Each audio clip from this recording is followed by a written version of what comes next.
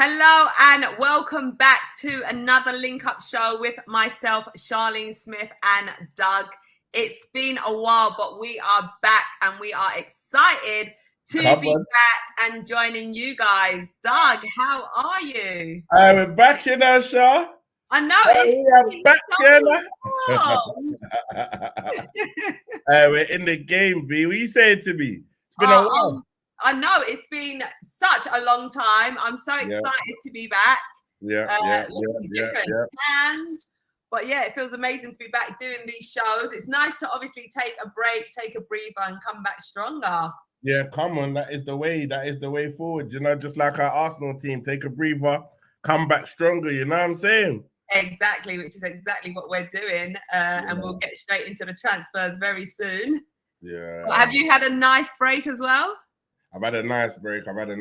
You know what's mad? Because we haven't spoken since the end of the season or did a show. We've spoken, but we've not done a show. It's like, we've not had a chance to properly reflect, like how, you know what I mean? Yeah, like the break was needed because the way that the season ended was heartbreaking. You get what I'm saying? Like, I know. You know, if you go through all the shows that we've done, and how we've been talking all the way through, then just to know that it killed us all off. It killed us off, man. But we reset, we go again. You know what I'm saying? Exactly. And we learn.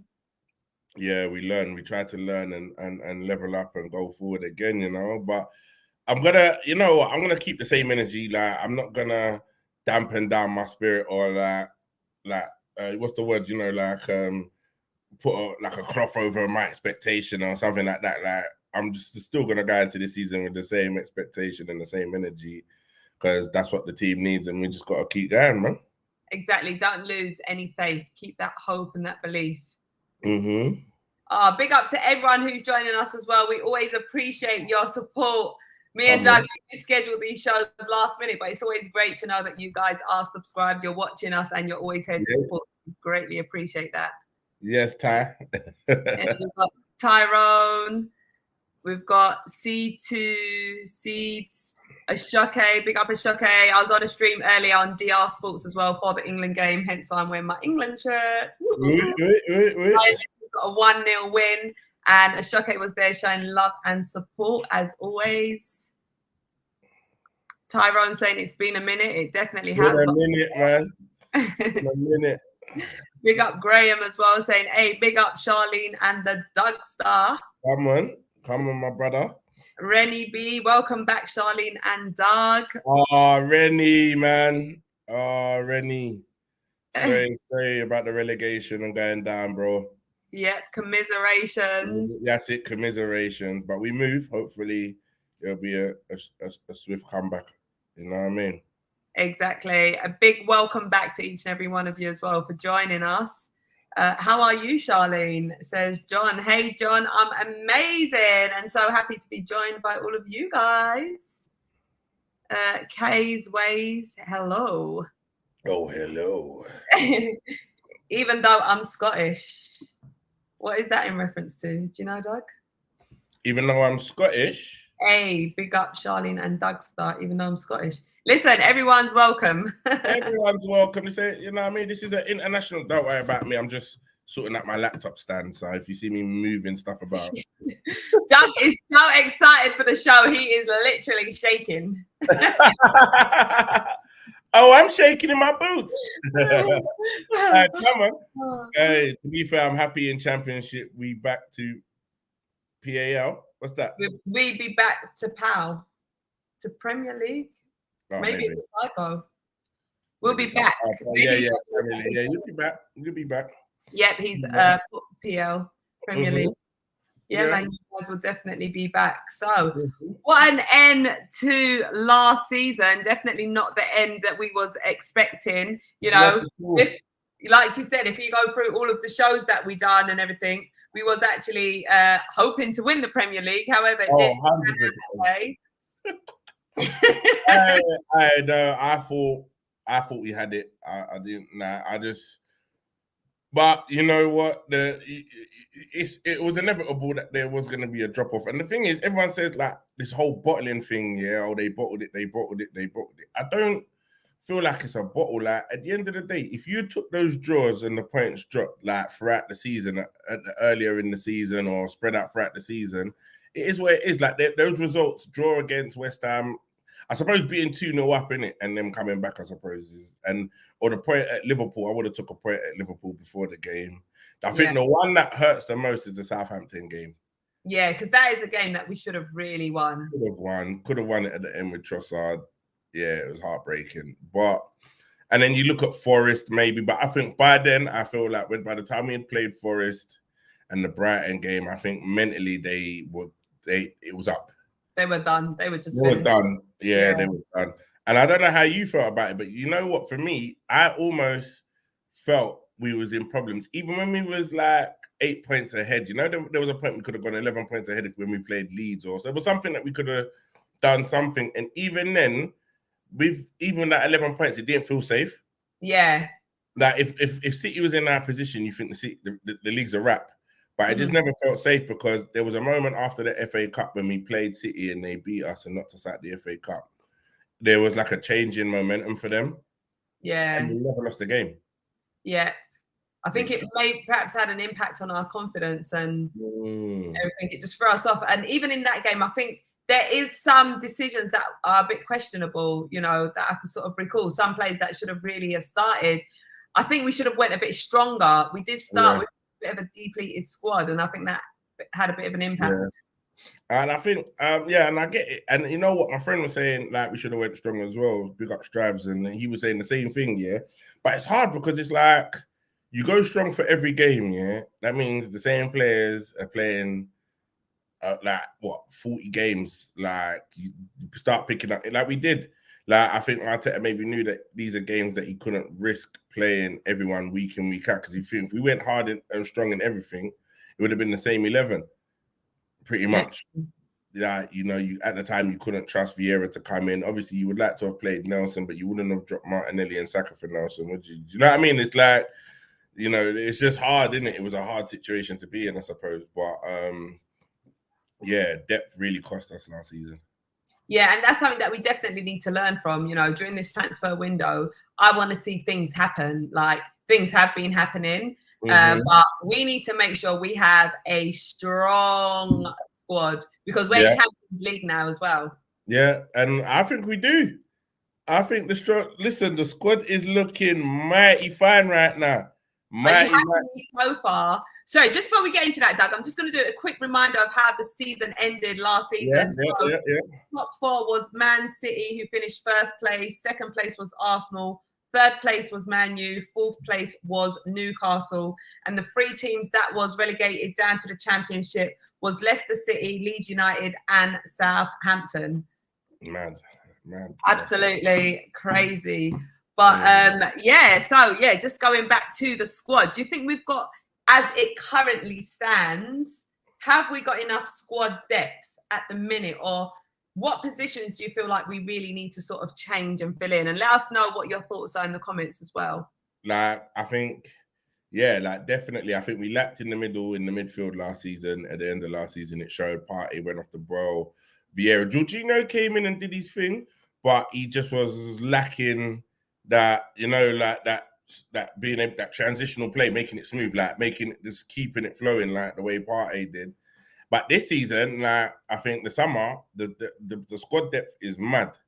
Like, I don't know if people know a lot about Timber, but Timber can play a lot of different positions. I like the way that Arteta has brought players in that are multi-purpose players, innit? Do you get what I'm saying? Timber can play, he can play inverted, he can play in a free at the back, he can play at right back, he can play further up the pitch, he can play holding.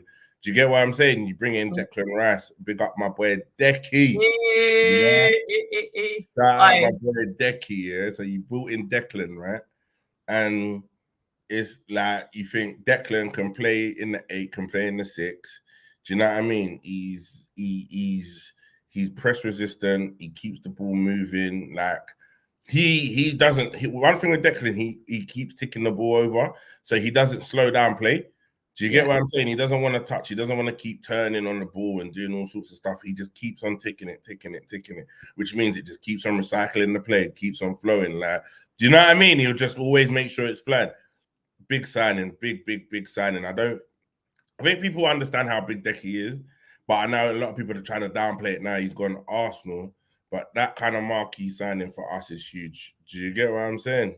Wait, who is trying to downplay this? Let me ask. Oh, listen, everyone's now saying, oh, 105 million for Declan Rice is overpriced. Oh, he's good, but he's not that. Like, do you know what I mean? I mean, a lot of chat. But first of all, like, and you know, like, really, the price should have been 80 million. His value is 80 million. West Ham tried to have us over a barrel for an extra 25 mil, which is cool. Do you know what I mean? But he's worth it. Do you get me? Yeah, 100%. Listen, Arsenal ain't just going to pay over 100 mil for no reason. Yeah. And, you know, all the attributes that you just mentioned to him, let's also add to that the fact that he is a leader as well. He was the captain of West Ham. He's also an England international. He's been playing in the Premier League for how long? Listen, he's young. Young, future England international, future England captain. Exactly. Like, Declan Rice is a big player, and it's a massive signing for us. Big player. And like, I think he's just gonna, like, even in the friendly, I see he's really telling players what to do. He's pointing, he's doing already. But we love that. That's what you want. Confidence, leadership. Yeah, come on. That's what we need. And I think that the way that they've sold the project to him has made him feel like it's his club. It feels weird. Like sometimes when I'm watching him in the interviews and he's talking about Arsenal being at West Ham for so long and being a West Ham man, and he's already repping it. Well, it's his club, innit? It's like he's gone to a new club. He can't still dwell on old stuff, but it's like the way that he's talking about the club and repping it, like I'm putting the club on his back like that from the get-go, from the start. Do you get what I'm saying? Yeah, it's a beautiful thing. Like it's funny to see because it's like it's a bit surreal, but it's dope. And last but not least, but I think is the most maddest signing, which I think is on par with Declan Rice, but people are not understanding, is Char Havertz. I know. Yeah, what is your thoughts? I must say, when I first found out about this signing, I was like taken back, like, whoa, I wasn't expecting that one.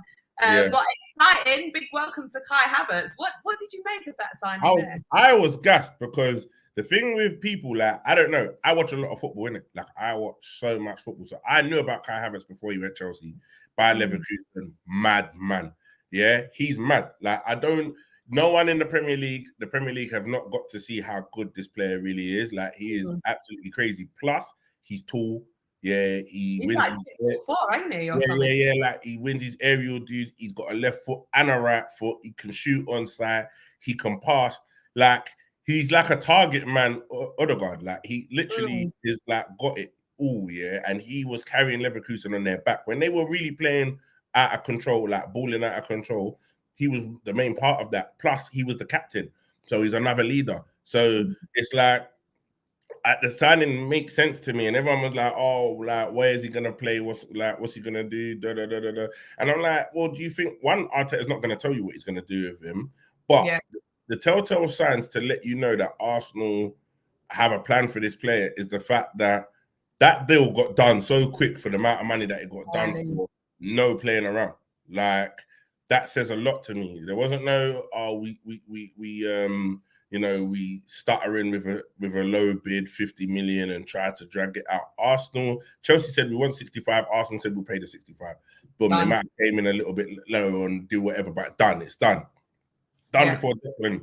And people's thinking, what the hell? Because it was done so quick. So, and because everyone was still waiting on the Declan deal, I feel like the Havertz still got overshadowed. Like, I think if we was to sign Havertz now after Declan and Timber being done, everyone would be celebrating that deal a bit more. But I think everyone was still a bit nervous as to whether the Declan deal would get done and we're going and getting Havertz, and Man City was still lurking for Rash. Do you get what I'm saying? Yeah. So I think everyone hasn't had a chance to really celebrate this deal. But this deal is mad because he can play anywhere. Like, he's a midfielder. He's an attacking midfielder. Really, that's his position. But Leverkusen used to play him out a little bit out wide. But it's like he's got it all. Like, and I think Chelsea playing him as a striker has now given him even more eye for goal. So, like, you know, and what I like to see as well, even though it wasn't on target, is things like when the ball was played to him outside the box, straight on his left foot, he tried to curl it top bins. Like, I love stuff like that. Like, that shows me that these players, he's not trying to look for the perfect shot, like take a touch and try and, these man, like, when once they're, who remembers when Van der Vaart was feeling himself, when Van der Vaart was at Tottenham with Bale and that? And Van der Vaart, he used to always score these goals where you just play it to him and he'll hit it first time, curl it, top bins.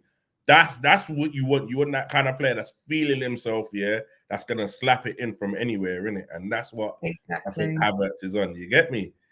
See, this is what I love talking to you, Doug. You always just like, I just love your positivity, and you always highlight like the good stuff that we can look forward to. And you're really hyping me up about Kai Havertz. I don't think Chelsea really got the best out of him. But now everything you're saying is just making me. But you just think at Chelsea, right? You just think at Chelsea, the reason why they never got the best out of Kai Havertz, he goes into a system where he's got Frank Lampard. In terms of a high-level, high-end manager playing with high-end players, he lacks experience. He's very inexperienced in that sense. He came in, yes, he was at Chelsea, but he went and managed Derby, then he went into the Chelsea job, then he went Everton and did whatever. But he didn't have the experience to deal with players of this quality. So he never knew what to do with him. He didn't know what to do with him. Do you get what I mean? Then you think Graham Potter comes in, that doesn't really know what system he plays, doesn't really know what he's doing. He's mixing players. He's got Thomas Tuchel, yeah? It was Tuchel, then Graham Potter, right? So you think Lampard, you got Tuchel now. Tuchel, much better manager, but maybe never got the best out of him. Do you get what I'm saying? And then you think, then you think you got, and I think with Chelsea, you know what? I don't want to diss Chelsea fans I just feel like it's a club that hasn't got much of a soul. Like, like they grew up off oil money. They were known for buying, selling, like sacking managers in and out. It's not. Whereas I think Kai comes to Arsenal where it's a family club. Like you're loved. Providing you play, you turn up and you show you're playing for the badge. Arsenal fans will lift you up high and love you forever, innit? Until you leave, and then we hate you. Do you get what I mean? You know what I mean? Until you betray us, and then we're like hurt for life. But up until that moment, and I think he's gonna, especially with Arteta, our manager's gonna put arm around him, put that confidence in him. Do you know what I mean? Like, I think we've got a monster there that I don't think a lot of people are ready for. Do you get what I mean? I just think the squad. I've been so gassed the last week or so about the squad. Yeah. Even after watching the friendly, Vieira just looks like a different player. He's put on weight and he's got a bit bigger. Do you know what I mean? Trossard was just doing a madness in the first half. Like, he's going to be mental, especially like if he starts to play him in that 8 or like in that like kind of left-sided midfield. Like, it's crazy, man. The team's crazy. Don't gas me up, man. Don't let me start again. But you made some really good, useful points, just about having that whole family environment. I think that's how you get the best out of a player. It's just having that sense of security. And I think that plays a massive, massive role, especially, when you're coming into a league like the Premier League. It's all about the foundation work. It's just, same like to get the best out of yourself, you have a good home environment, and then that springs out into everything else that you do outside of the home. Coming to Arsenal where it is a proper family environment, there's that good positive energy. We're going to get the best out of Kai Havertz. Trust me, 100%. And it's with Arsenal, for whatever reason, they got this, they want all their players to be settled. So it's like, have you noticed all the players are getting married, they're having kids, they're having family, like, they're all settled. It's not like, I don't feel like any of them are like this party boy out doing all of that. I don't think they're not condoning all of that. Do you get what I'm saying? They want everyone settled. It's a family unit. You see, even Kai Havertz when he came, Edu's giving all these family gifts and like signed shirts, and then you know what I mean. Like they're making people feel welcome. Same with Timber, like made his whole family feel welcome. And I think everyone just fits into that straight away. And have you noticed it's like the players want to get, like, players don't want to leave. Like, you look at Pepe doing an interview before pre-season started, talking about, he wants to have a word with Arteta and know where he stands. But it's like now, because they've seen the growth and seen how good, like, where do you go? Like, put it this way, as a player leaving Arsenal and what they're doing and you being a part of that and seeing what's going on behind the scenes, where do you go? Yeah. Like, look, I let to go on to better or to go on to be at the same level. Like, you and because none of them will go City. Mm-hmm. You could try and make a move to Man United, but I think we're far ahead in the process than Man United. Could maybe try to go Chelsea, but Chelsea are looking at young talent. You know, like a lot of these players, they've missed the opportunity if they just try to stay focused and stay on track. You get me, Pepe. Exactly. Stay humble. Stay humble. Lukonga, another one. Like Nuno Tavares. Like these are players I just don't see getting back in this squad.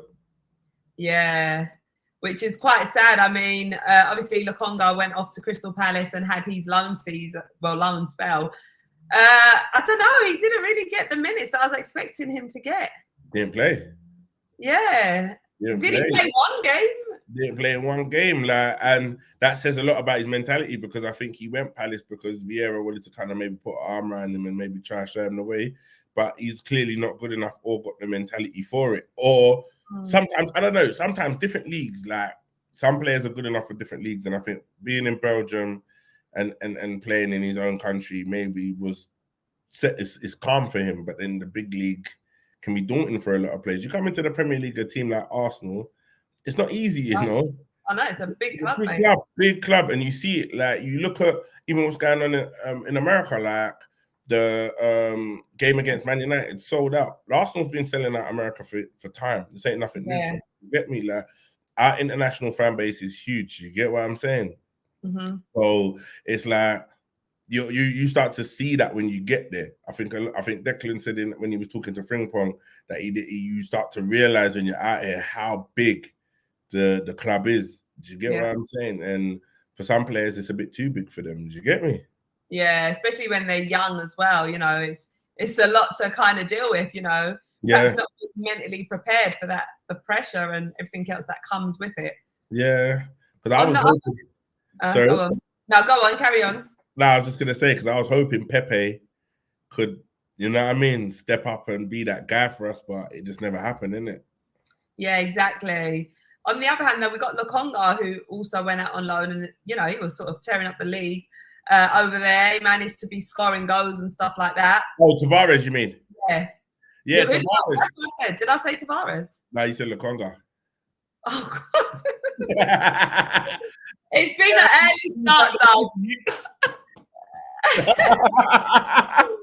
I woke up early. I think I'm still a bit jet lagged. I was on the watch along the other night where I also fell asleep.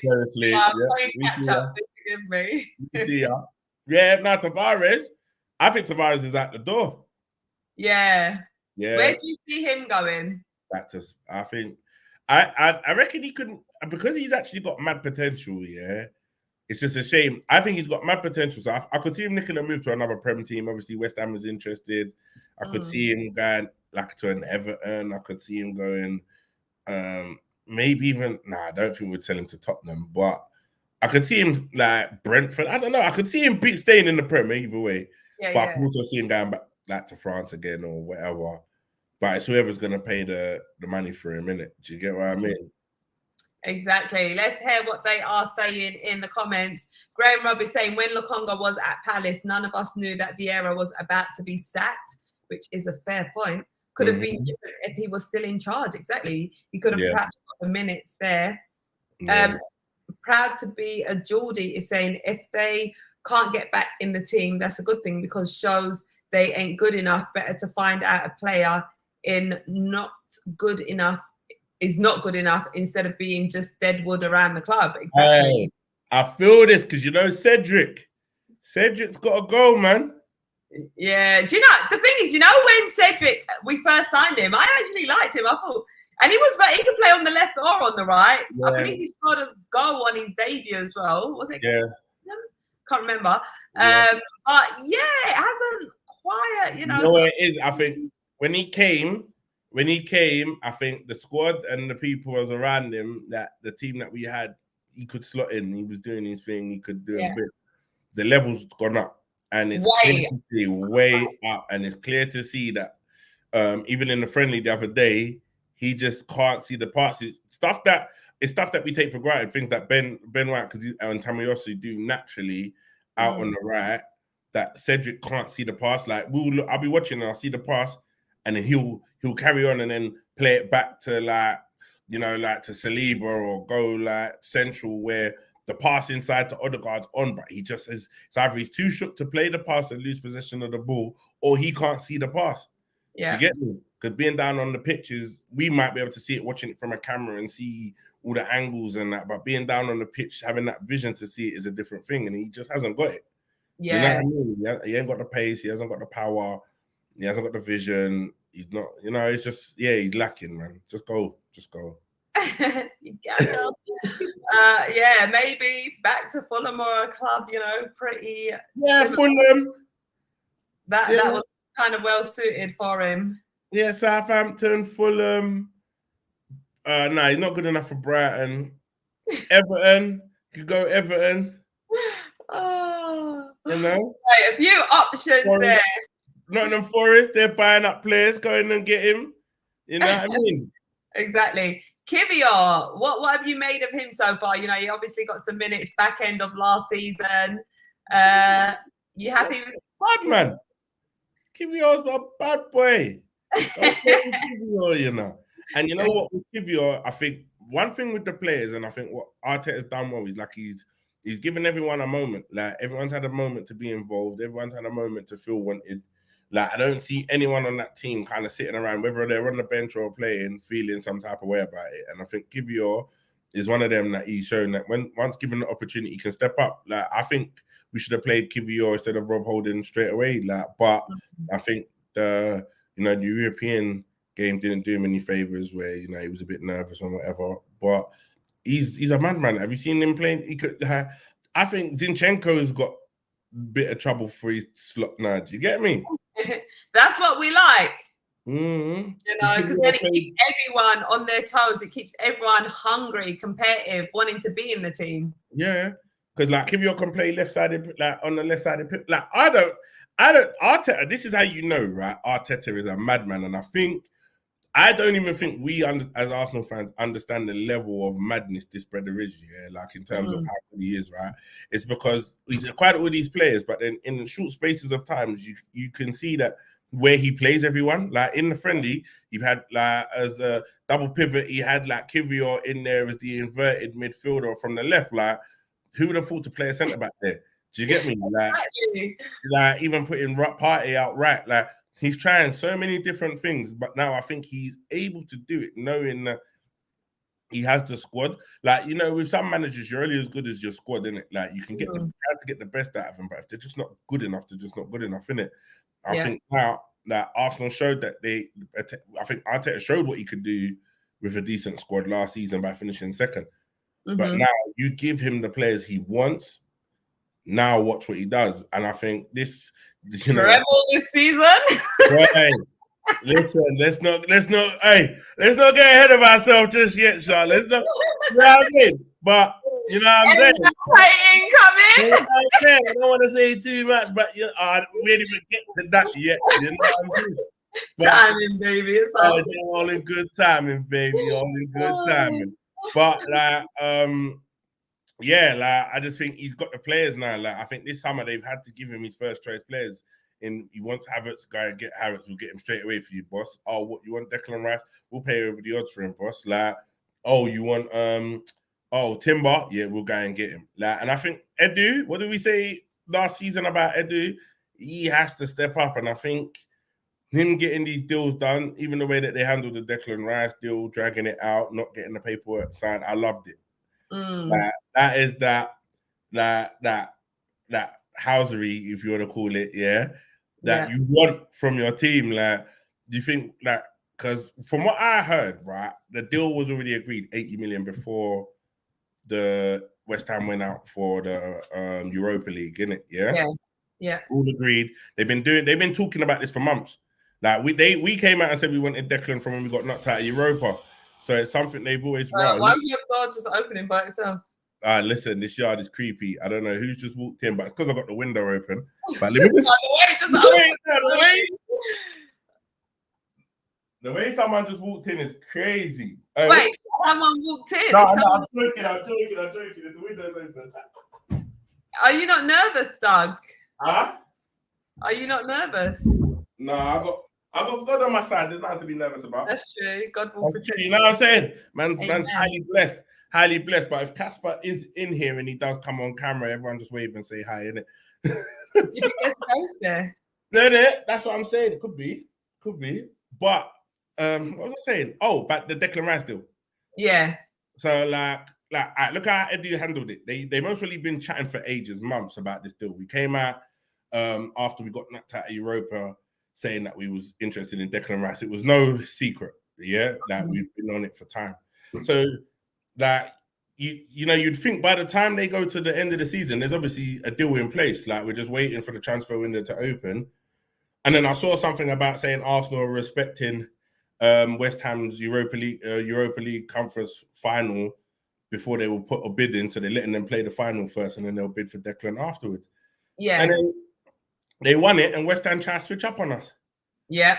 Do you get what I'm saying? And then wanted to make a bidding war on a... So I like the fact that even when the deal was agreed, Arsenal dragged it out. They prolonged it. Do you get me? Yeah. Do you know what I'm saying? Big man like Doug is on it. Yeah, come on it. Like, so I'm glad that they prolonged it. I'm glad that Edu made them look silly because every step of the way they leaked it to the press. They leaked it. West Ham kept leaking stuff. Like I've never seen a deal like of this magnitude leak so much. You get what I mean? Every step of the way, West Ham was telling the media what was going on because had they not done that, when the deal was done and they eventually signed the paperwork, as far as we would have known, that would have just been the deal done. Yeah. But because we knew the bid was accepted, because we knew this, because we knew that, like it just made it seem like it was a whole thing. Do you get me? A whole saga. But really, Arsenal handled their thing properly. Exactly. We had Man City coming in, trying to, What do you think about that though? That I see that is it any Aluka? Aluka came out and said something about maybe paged Pep on the phone and said, "Yo, fam, put in a little cheeky." Yeah, like what do you? Because I don't know, like I kind of agree with that, but what do you think about that? What you think that Arteta asked Pep to get involved? Or Pep got involved just to speed the process up because I don't understand because to me it didn't make sense that they put in a bid and then backed out straight away. Yeah. Aluku. I can never pronounce Aluku.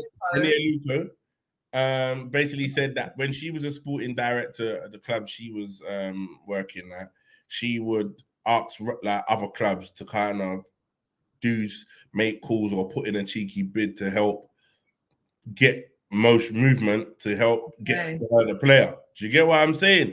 Okay. And I wonder whether Pep did the same thing, put the bid in, backed out because of all of the hype, saw it was out beyond them, just to get things moving because West Ham were just dragging it on for so long, trying to get this bidding war going on when they knew full work blown well, like from the start, that Declan only wanted to go Arsenal. Do you get what I'm saying? Yeah, exactly. Aluku. There you go. Any Aluku. Okay. Yeah, see, I don't know. I didn't actually hear what any said. I'll keep it simple. I didn't actually hear that. So I just kind of thought that, we had our heart set on Declan Rice and then, Man City wanted to just come and get involved. And then I thought, perhaps Declan was more swayed towards us because of, the exciting things that we've got planned for the future. I thought it was more to do with that. The fact that Man City's, done it now, they're probably going to fall back a little bit. And, now it's our time to shine. I was kind of going on that sort of thought and process with it all. Yeah. But who knows? There's these discussions that take place behind closed doors that, we'll never really know the answers to. Yeah, true that. I definitely agree on your take. Like, I think I'd love to think that it is the fact that he looked at our project and preferred that. And the thing is, I think when you look at City, like, don't get me wrong, City, obviously, treble winning side, anything, you can't say nothing bad about them. But then I just think in the position that Declan plays and you look at what happened to Calvin Phillips and stuff like that. You think with City there is the risk of player stacking where they get these good players in, don't use them, or rotate them at some point, and you never know. Like a man like Declan could think, you know what, let me go to a place where I'm gonna be the main guy. Exactly. And that's another thing as well. He's so young as well, like Calvin Phillips, so young on in their career. They want to be playing, they want to be getting minutes, they want to be getting appearances, and when you look at someone like Declan Rice, who is a captain, who is a leader, who has all these qualities, he's the main man at West Ham. He ain't gonna want to go to Man City and sit on the bench. No, 100%. So, the thing is, Rodri's still young. It's not even like Rodri's one of them weird ones, because one, I don't even know where Rodri popped up from. I don't know where they got this player from, because it's like he was unknown until he went City. Then on top of it, he's like 27. He's still got a good 5 years of prime football, 6 years of prime football to go. So it's like you're not going to take his position anytime soon. And then you think if they could maybe play a midfield of Rodri, Declan, and De Bruyne, which would be a mad midfield. But you can't take that risk, I suppose, innit? Do you get what I mean?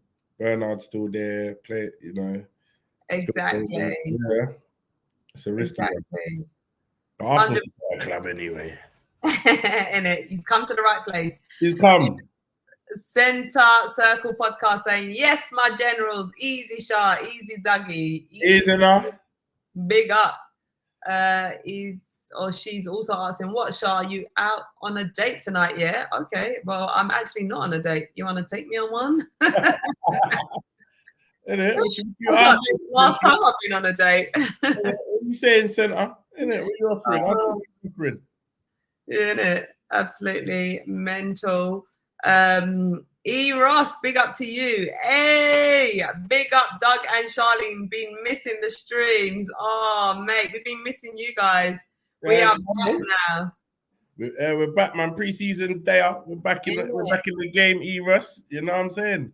We certainly are. You can always ask Rodri how Spain did at Hampton. What's that? I don't know. Let us know this joke, Graham. Enlighten us on this one. Isn't it? City are still favourites, in my opinion, but they're weakening their squad. What team do you support, Centre Circle podcast? Oh, look, Ross, I was at the DC game. It was lit. Are you out in the States? Come on. Wait, is Ross from the UK? It's Marky Mark. Where's Eros? Eros is from the States. I remember him mentioning that before. But Central Circle podcast is Marky Mark. Oh, Marky Mark. Oh, it's you. Oh, what? You got a podcast now, yeah? It's Marky Mark, Char. Just saying you're looking like you're going out to impress when the show's done. What, in my England shirt? Oh. No, it's because you're all tan up, innit? That's what it is. Oh. All glowing, yeah. Turn up. Yeah. Listen, I've just come back from 2 holidays. This is my tan faded. Hey, look at that strong hand. I see the knuckles. I see the hands there. I know, it was amazing. Hey, look at that strong hand. This is my tan face. You know what I'm saying? This is my tan, you know. My tan. Hey, flexing the guns, you know. This is my tan. Hey, listen, though, I'm back in the game, though, you know. I see you. I'm back in the, don't start with Dougie, you know. I'm back. You see the shoulders. See what's going on here. You know, what, you got shoulders? Yeah. You see the little, what they called again? What these called again? I forgot. The muscles right here. Yeah. What they called? What they're called. I love that detail. I've got a bit of that as well. Not called shrugs. I've forgotten. That's terrible. I've actually forgotten what they're called. Yeah, same. I got like writer's block. Is it like, you know what I mean? Oh, but yeah, I see you putting in the work. I want to do a session with you. Yeah, come on. When you're ready, man. Come on. We need to pattern that up, I am back in, but you know what? It was like, it's different from when I was back in before, because I was back in before, but the body wasn't really changing. Yeah. Do you know what I mean? It was just felt like it was just this uphill battle. But now I feel like the body is actually like doing its thing now. Yeah, yeah. You know what I mean? You know what I'm saying, though, Char. You know, when you start to do them developments and things, and you know what I mean. You look at yourself in the mirror. The belly still popped. Don't get me wrong. The belly is still banged out, but that can change. That's coming. That'll be the last to go, I reckon. Yeah, you just gotta keep working, to keep consistent. You know, focus on your eating and things like that as well. Yeah. How you're eating, and yeah, man, you'll get there. No, Rob, they're not called. I'm seeing what Rob put. They're not called the glutes. No, this part of your neck is not called the glutes. Rob wants to see some glutes. Glutes is yeah. No, I'm not shrugging my glutes. What is it called? You know what? I'm gonna have to Google it. Yeah, I was just about to do that. I've actually completely forgotten. Graham saying, LOL, good to see Charlene awake. Listen, yeah, that stream. Listen, big up to all the international fans, yeah, that are awake at like crazy hours to watch Arsenal play. Honestly, like so much love and respect to you guys, because boy, I found it difficult. Like, I love the team. I wanted to see every minute of the game, but boy, I was fighting that sleep, and me and Ty just crashed out on the sofa. Did you miss the last goals? Yeah. Wait, I saw them, but I think I must have been sleeping. And you know, you jump up and then you celebrate. So you missed the Havertz goal. Havertz scored. Uh-huh. It was a header, wasn't it? No. You was definitely sleeping still. He chested it down a volley, but that was redemption for him. Shout out Havertz, because I know everyone tried to get my brother on the skills challenge. Yeah. Everyone was posting up, and he silenced man the next day with a chest out, half volley. You know what I mean? Past the keeper to score his first Arsenal goal, and shut up the critics and the haters. So yeah, man, shout out my guy. You get me? Innit? Big up. Big up. You know what I'm saying? I know, guys. No, that was I fell asleep last year as well. But I'm an early bird. I like to go to bed nice and early. I'm a hungry. Like that both you and Ty fell asleep. I know. Like you was just playing and you lot like, you know what? It's a good thing when he never started snoring. You know that would have been funny. I know. Or talking in our sleep. I haven't seen the goal. I'm gonna go back and watch the highlights. Yeah, it's good for you had the game on, or I would have been, you know what I mean? Would have not known what was going on with you two, you know. Sean, hi, most sleepers. I'm sitting there waiting for an update while you lot are snoring. You get me? Literally. That is jokes. Big game tonight. Yes, we're gonna do this against Manchester United. Manchester, I don't know. I feel like I've become a real United hater. I think I must be with age. I've become like, it's always been there, because you know what? I watched the Invincibles thing the other day, and I see like how Man United and Fergie and them man tried to do us, and you know it kind of stoked a little fire in my heart. Do you get what I'm saying? And like I'm always dissing United, but I don't know. This season, I just want us to tear them up. I want us to beat them in this friendly and beat them home and away. Like and destroy them. Today, I want them to lose about 4-1, 5-0. Not their confidence. Yeah, knock them off their pedestal and think, nah, this team's actually not a joke. These men have got the most chat. And I think what's annoyed me most is because they were on us so much last season. Yeah. They wanted to be a part of that so badly, you know what I mean? And they just wouldn't shut up. So, I don't care about them. I hope they. I know it's always the Man U fans that are just quick on us. Quick. Don't even let man can't even, you know what I mean, make a little tea after the game's done before my phone's banging off about the game or something going on or whatever. But literally, I don't rate Ten Hag. I don't rate Man United. It's nothing personal. I'm not even saying this in a personal thing. I've said it all season. I think they're rubbish. I think the way that they play football is dead, and I think they're going to get found out this season. I genuinely think United are going to struggle this season. Yeah. What do you think about their new goalkeeper? De Gea gone, Nana in. Don't get me wrong, Anana's a good keeper. We obviously looked at him. Arteta was interested in him, I think, for his ball playing abilities, but there's obviously a clear reason why we didn't go for him. And we went for Ramsdale and paid over the odds to get Ramsdale. there's obviously something not fully 100%, because I think Arsenal would have got him and they were interested from Ajax straight away. No one weren't really interested in him. He ended up going to Inter Milan, which he had a decent season at Inter. But I think what has made Man United push for this, I think, is because he had such a good Champions League final. Yeah. Even though they still lost, he had a good final. But you can't buy players based off of one game, man.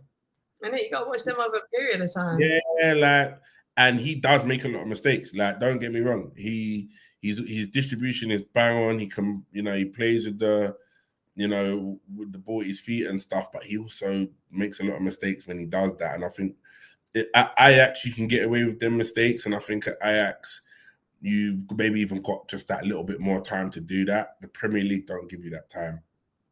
Exactly. Last season showed that the press, even for us to dominate all through Europe, whatever, just shows you the level of what the Prem is on. And the way that we press in the Prem, he ain't got time to think he can cut back and do a Cruyff turn on man. Like, you're just not going to get that, especially against us, especially against Brighton, these higher pressing teams, Liverpool.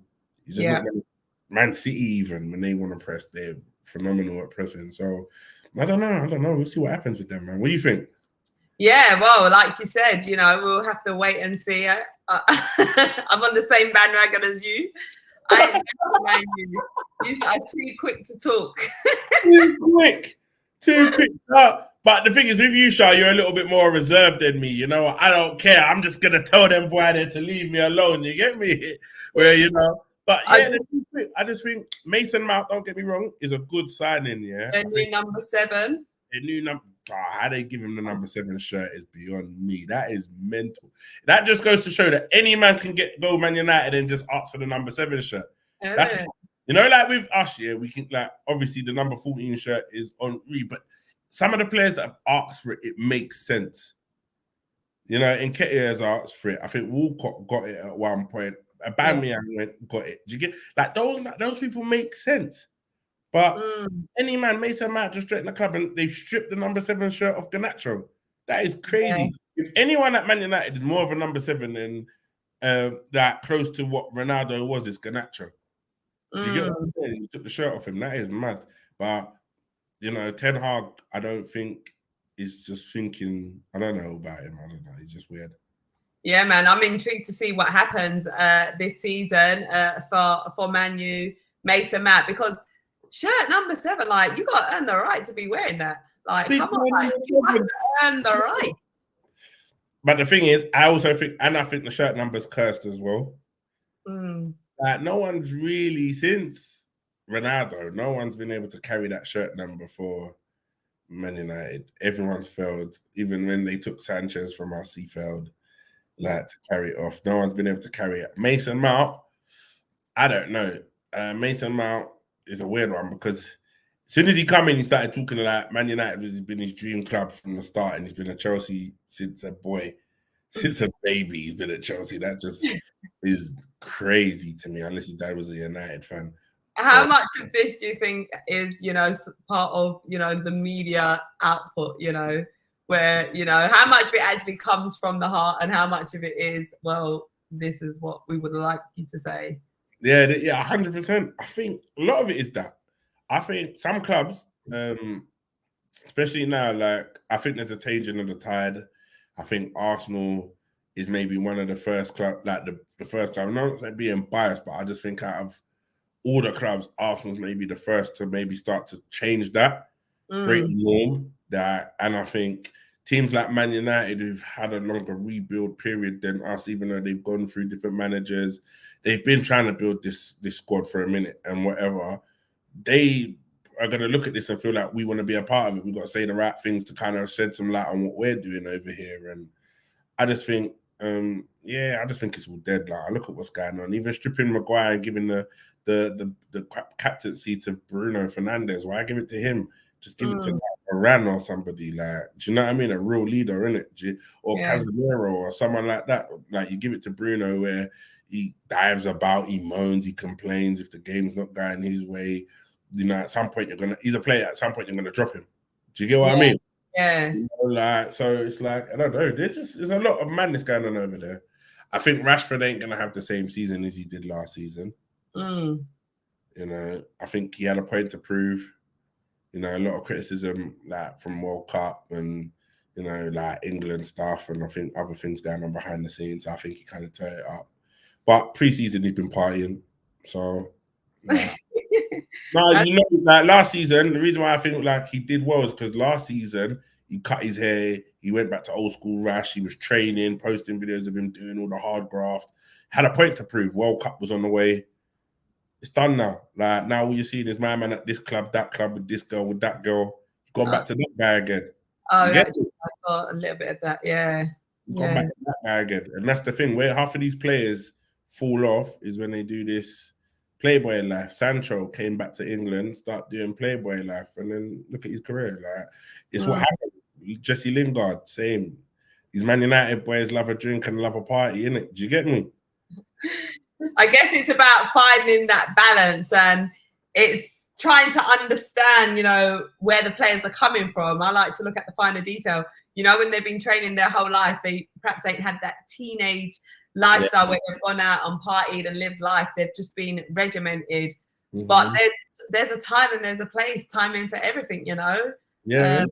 So yeah, it's just that kills you, man. Like it might be preseason and everyone's letting their hair down and whatever, but I just think in the way that the football has gone, and the nutrition in it, the you know, like the preparation, the fitness levels, the attention to detail is so high that if you've got a team that's like doing all the right prep, got all the right nutrition going on, when you do step out and you do go clubbing and you do something, I think at this level it shows. Whereas you know, like in the 90s, in the noughties, a lot of the players were going out, they partied a lot, they were doing all of that. But the level, I don't feel like the level of nutrition that all of that, you could kind of nick a night out. I don't feel like you can do that at this level. I think it shows straight away because everyone is so fit, everyone is so far forward, everyone is clean and nutrition. You got players, look at Messi and these guys 37, look at that. Ronaldo. Let's look at Ronaldo, prime example. He's a player that I really admire because he's regimented. Like he sticks to his nutrition, his training. Do you know what I mean? You can just see, and he's what age, and he's still playing. Still playing. High standard. Zlatan, Messi, Ronaldo. You know all these players, like because they're at. So I think if you do start to cut corners or you do start to take your foot off the gas or let yourself go a little bit at this level, it shows. And I think these players, I think United players, I don't know, man. I just don't think they're just, I don't think they're as serious as they make out. I feel like they want to be that outfit, but I just don't think the players are generally that serious for it or hungry. Do you get what I'm saying?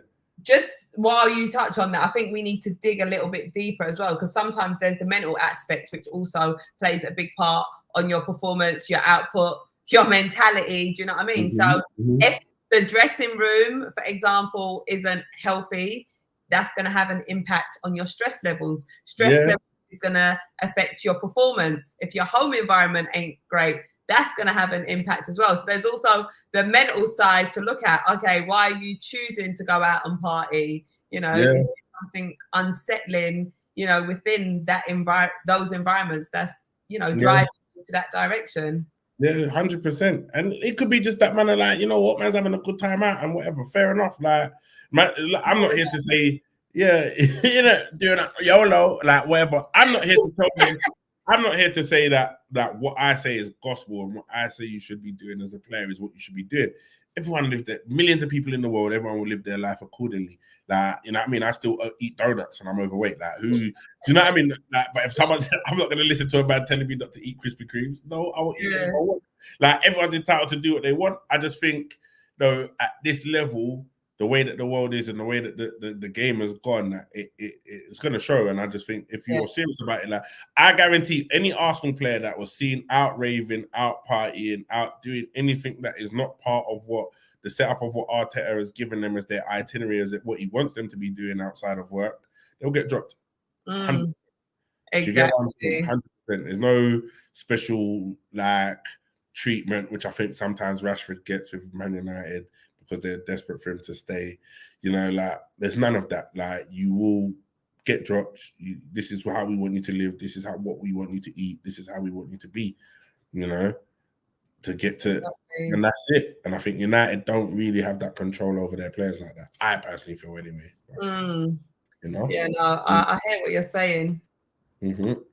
Big up to Reynard O'Brien saying, hello, Charlene. Hope you're well and have a good week. Big up to you. Hope you have a great week also. He's also asking, Charlene, what do you think about Fabio Vieira? Fabio Vieira, I think there is definitely a player there. He's obviously, you know, new to the Prem, so I think he needs that Premier League experience. I know there's been a lot of talk about his physique, you know, people saying he's lightweight and things like that.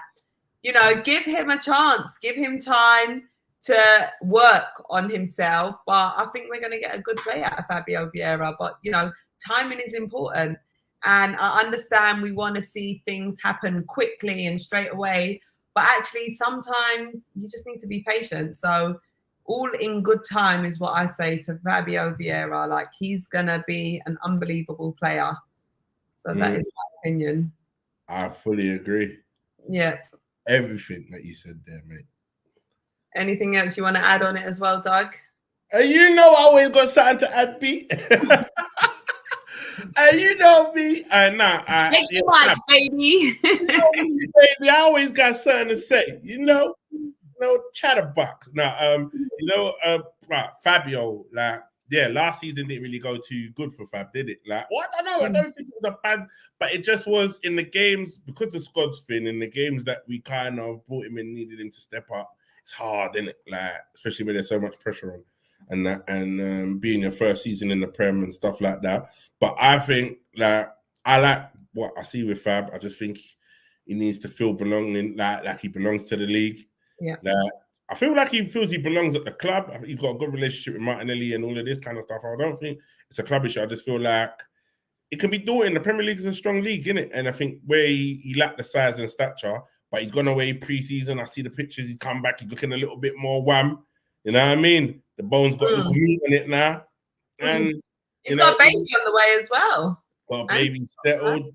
You know what I mean? Might be getting married. Like Arteta always. I feel like Arteta is the actual pastor at the church, marrying them off. Like he's just there. Like, do you say I do? Like. Yeah. Wait. Let's see who got married. So Ramsdale, White, Magla Hayes. Mm-hmm. Is Odegaard married already, or is he not? I don't know. I think he's got a girlfriend. He's got a girlfriend. Zinchenko's got a long-term girlfriend, babies. You know, I feel like everyone's pretty much. Ben White just got married, didn't he? Ramsdale just had a baby and got married. Saka's in a long relationship. Wait. With Saka, I'm pretty sure I saw a ring on his wedding finger. So he could be married off. Like, it was a black ring, and I was like, "What? Is little baby Saka married?" Yeah, he could be. But I think that's something. I think that's something we would have known by now. I think if we, I can ask my guy, and he'll tell me. Yeah, go on. He's got a beautiful girlfriend. I can say it now, but my guy told me. So I'm not going to bait him up. I'm not going to bait him up. No names. I won't say no names, and I won't say what he does, because it will be bait. Like, I don't know people. I don't want him to like his work in it. But he had told me a long time ago that Saka had signed the contract at the beginning of the season last season. Like, it was already done. Really? Because he had said that he knew, because they had, like, with what they do, they like he's like with his work. He was there, if anything. Okay. Do you get what I'm saying? All right, let's not give away too much information. Not give away too much information, but yeah, it could be. I don't know. I could ask him and find out. But yeah, like things like that. Like, yeah. He told me the contract was signed like time ago. Mm-hmm. Yeah. There you go. I think I even mentioned it in one of the shows, letting it go, but I don't think people would have took me serious. But I knew what I was talking about. Yeah, you knew, because you got your mate. I got my mate, and I had inside information. I knew what was going on. All right. Same way like I know Mbappe to Arsenal's on. All right. All right, yeah. Can you fill us in on that, please? What is I I wish. I am wishing. I have crazy wild dreams. All right, listen. All right, while we touch on it, yeah, there was a bit of a mention about Mbappe earlier, and I was like, oh yeah, I wouldn't mind that. Like, I can actually vision that, and that talk has come back. I feel like this one can happen. Expect the unexpected. Expect the unexpected. My thing with the whole Mbappe thing is that you just don't know what's going on in this kid's head. I think he's too unpredictable, and I think he's shown that at PSG, unless he just genuinely doesn't want to be at PSG. And obviously, the thing come out saying he prefers Arsenal if he was going to go to a Premier League club. Gives us hope. We didn't really hear it out of his mouth, so we don't really know. I don't know, man. I'd love to believe. Right now. I don't know. I'd love to believe, but I just think with Mbappe, one, it's a lot of money to fork up now. Like it'd probably take 160 million deal, but PSG have said they don't care about pay structure. They just want to get him off the books because I think PSG would rather sell him to anyone but Real Madrid. And I think the only thing that I feel stops us from getting him is the fact that Saudi have said that they're willing to pay the 200 million euros for a year contract to get him in the Saudi league, and then they don't mind then selling him on or letting him go to Real Madrid after spending a year in the Saudi league. No, and if he's really about, but if anyone knows how the Saudi league works at the minute, they are very dodgy, and they even why the whole Messi thing fell through. Do you get me? Is because the Saudi league, the way that they work and the Saudis work, they're like, oh, Charlene, come do TV show in Saudi for 3 episodes. And then you get there, then when you get there now and you're like ready to do things, then they're like, oh, I'm just letting you know we need you to do this and do that and do that as well. And so they're never quite, so with him, I think it's known that that's how they're doing business. So I think with Mbappe to go there, it would be one of them ones you'd have to check the whole contract, know what he's signing, know what he's doing. And then once they've got him there, the chances of them letting him go is going to be like, they're not going to want to let him go. Yeah, yeah. You know, it's different to what was initially thought it to be. Yeah, players ain't getting paid. All sorts of madness is going on in the Saudi league at the minute. So that is an absolute madness. Yeah. Oh, mate.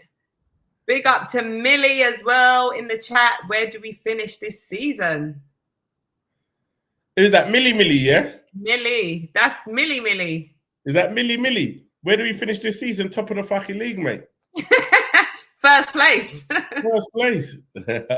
What are you saying, Millie? Where do you think we finish? And let us know as well, guys, what team you support and where you think your team is going to finish this season. I think we finished top. I feel like it's on this season, man. What are you saying, Char? All right, Doug, you know I'm with you on this one. I think we finished top. I think we finished top of the league. Like I've already done my analysis. I've thought about this. I've been thinking about this. I feel like Man City's won the treble. They've done their bit. They're a depleting squad. Like they've not replaced Goodran. Yeah, which they might think John Stones can go in there. All right, don't buy no one. I'm happy with that. Mahrez is gone. That's weakened them again. Do you get what I'm saying? Kyle Walker looks like he's going Bayern Munich. Weakens them again. Then you think Kevin De Bruyne is another year older. There you go. Yeah, right. Like analysis done. It's hard work for them. Like, I'm just being real. Like, it's hard work for them, isn't it? Like, their players are getting older. Plus, you win the treble. Unless they go for the invincible thing, which I was saying to my boy, unless they say, you know what, our target next season is to go the season unbeaten, that might motivate them to go as hard as they did.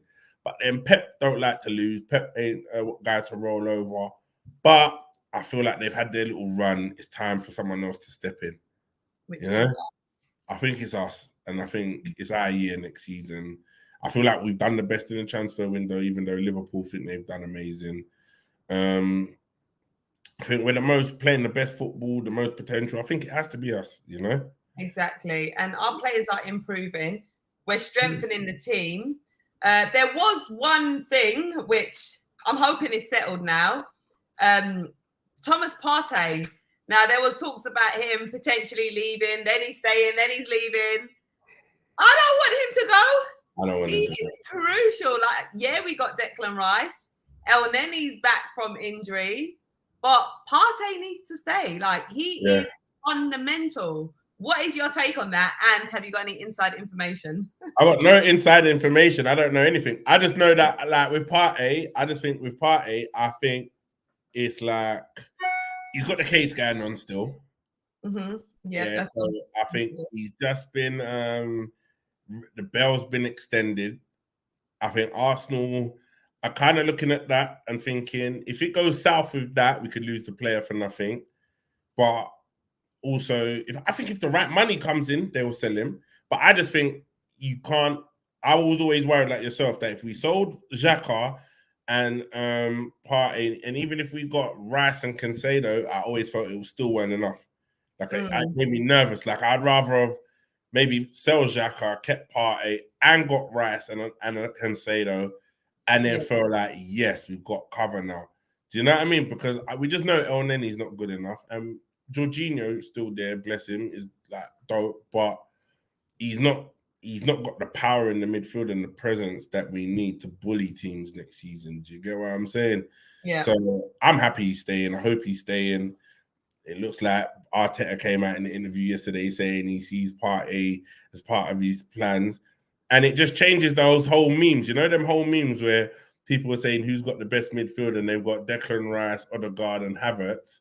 Yeah, take Havertz out and put Partey back in, please, folks. Yeah? And let's talk about midfields then, because now you playing Partey, Odegaard and Declan in midfield, that midfield thing there. Don't get me mad. With Zinchenko inverting in or Timber inverting into the mid. Just leave it alone. I don't want to talk about it. You get me? I don't want to talk about it. All right, like it's different. So yeah, we've got to keep Partey at all costs. If we don't, we've got to spend the money and go and get something. Like it has to be Caicedo. Like it can't be Lavia. Bless him, he's too young. Do you get what I'm saying? He's too young. It has to be Caicedo. I don't know who else is out there like that. That is probably on them levels, but there's probably other players that they've Arsenal got like, but it has to be something of that level. Exactly. I mean, Thomas Partey is just absolutely fundamental. Hopefully, you know, this case also gets sorted. Just while we touch on that as well, because obviously the whole Benjamin Mendy case, you know, came to light that, you know, he is not guilty. It is quite upsetting and quite sad because he's missed out, 2 years of his career, unable to play football, obviously dropped by Man City to now be found not guilty. You know, it's just a bit sad. You know, I'm a mother, I have a son. You know, that, you know, someone would want to do that to someo's career and livelihood. What for?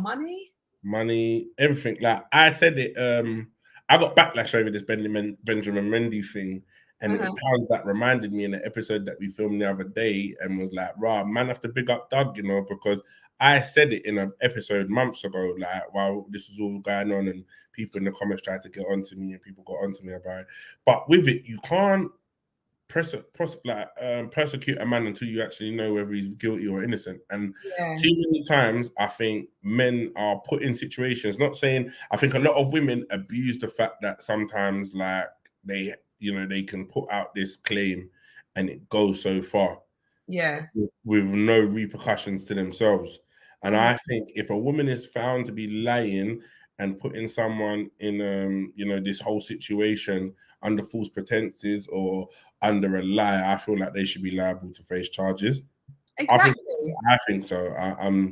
And not saying no men are perfect. Don't say all these rape claims are, false. There's probably a lot of stuff that happens out in the world that it is swept under the carpet or not dealt with in the right way, or women that have been victims that haven't been able to get the justice they deserve. But I think with things like this, it hinders those women. Exactly. You get what I mean? Like, for example, if there's a woman who was actually in a situation like that, is she going to talk up now? Yeah.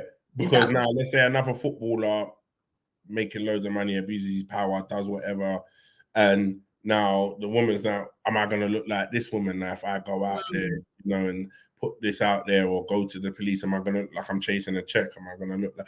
And it's sad. No woman should feel that they have to be in that position. Do you get what I mean? They should be able to feel that they can go to the police, confide in someone, and report it. But it just like, and the fact that all of these people came through and then, they were Googling stuff like the Benjamin one's sad for me. I'm glad that he's gone Lorient and he's been able to make a move and he's just moved on. But I think it's sad because it's like everyone writ him off. They were mashing up his house while he was in prison. They were doing bare stuff to the man. It's so sad. You just got to think about the mental impact it's going to have on him. Imagine like your career is, put on hold. You don't know where this is going to go for something that you haven't done. Prime years. Exactly. And we all know how short football careers can be. And you know what's sad? He's gone on to watch them get multiple titles, just win the treble. He would have been a part of that, let's face it, because he was keeping Zinchenko out the team.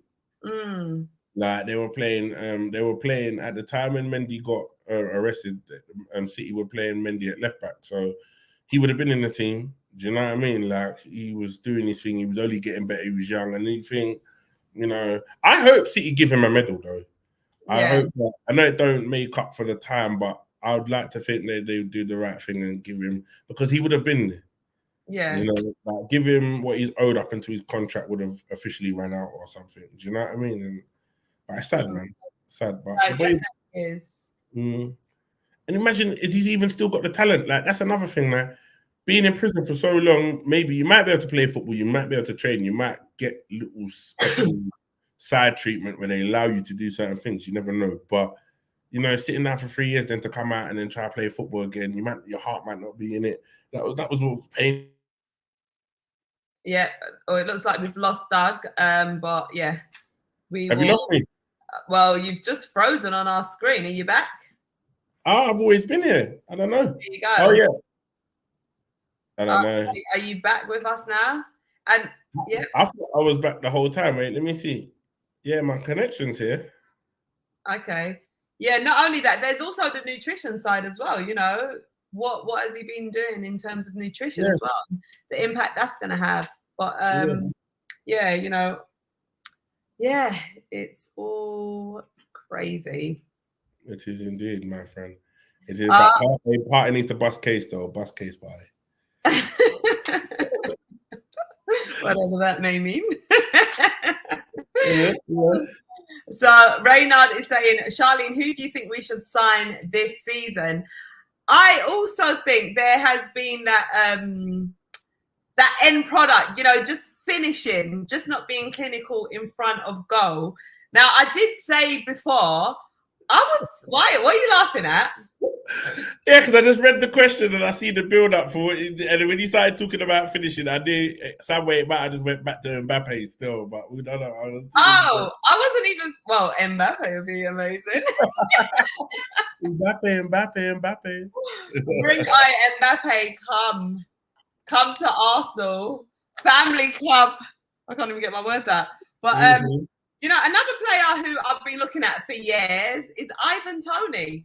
Now, obviously, I know there is the betting situation, which is taking place. He's not allowed to play football until January. I totally understand that.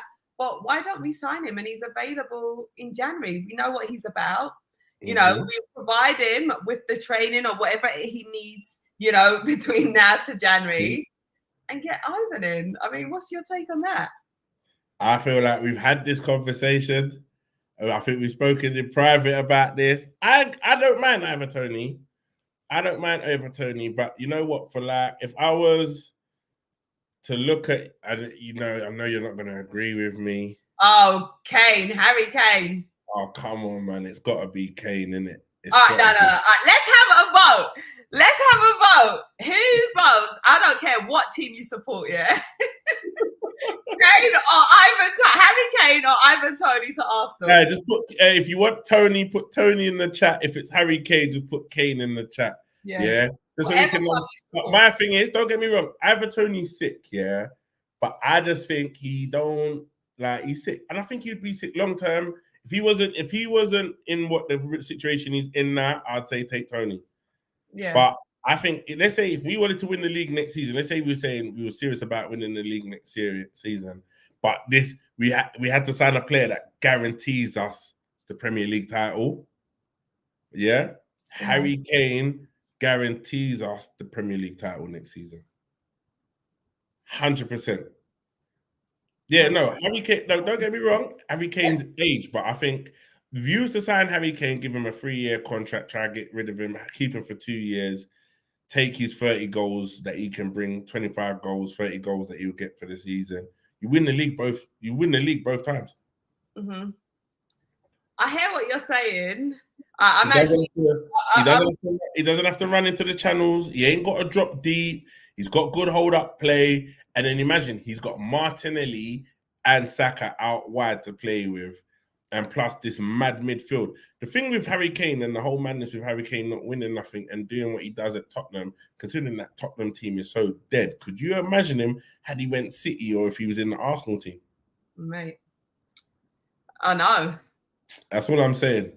That's all I'm saying. Harry Kane would get 30 plus goals at Arsenal. I think, did Robbie even mention Harry Kane coming to Arsenal? Robbie knows. If Robbie mentioned Robbie, I think, right? I know people thinking long term. Yes, I think Ivan Toney, long term, young player, you could put him on a 4 or 5 year contract. You know, you're going to get some years out of him. But if I had to think, let's say going into next season, if Arsenal are doing this mad rebuild and they're saying next season is the season we want to win the league, we're not playing no games next season. We're going hard right now. We've just signed Declan Timber. We've got all the key components. You know, a bid comes in for Balogun, big money, gone, whatever. You never know. And Nketiah bid might come in. But now I see they're playing Nketiah out on the left, which was interesting, you know, Nketiah out wide. So now you think, who could you bring in? What striker could you bring in that could win you the league next season? Exactly. Ivan Toney's not available till January. Do you get what I'm saying? Harry Kane is the man that could win you the league next season, 100%. Like, obviously, Victor Osimhen. I'd even take Vlahovic. Vlahovic. I'd even take Schumacher. I think Schumacher's sick. I don't care. I think Schumacher's hard. I feel like he's a baller still. But I just don't think West Ham is a good enough club for him. But I would take Schumacher.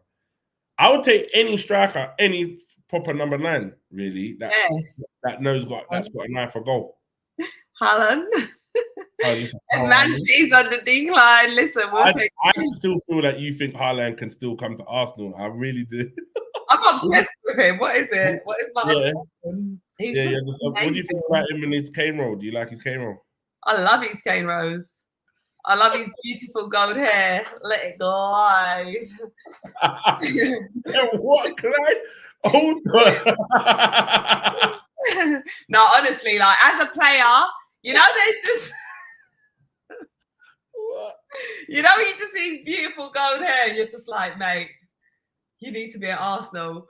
You know, there's just them players, that you just. What are you laughing at, Doug? That you just respect. Your obsession with Haaland is out of control. It is like you lose yourself in the moment when you start talking about it. Literally, I do. Do you know why? He's unreal. Like he's a beast. Like he's just hungry, and I love that. Like the hunger, the passion. You know, just wanting to win. Oh, it just excites me. There's something about Haaland. There's just, you know, certain players that are just special. Like he's on my special list.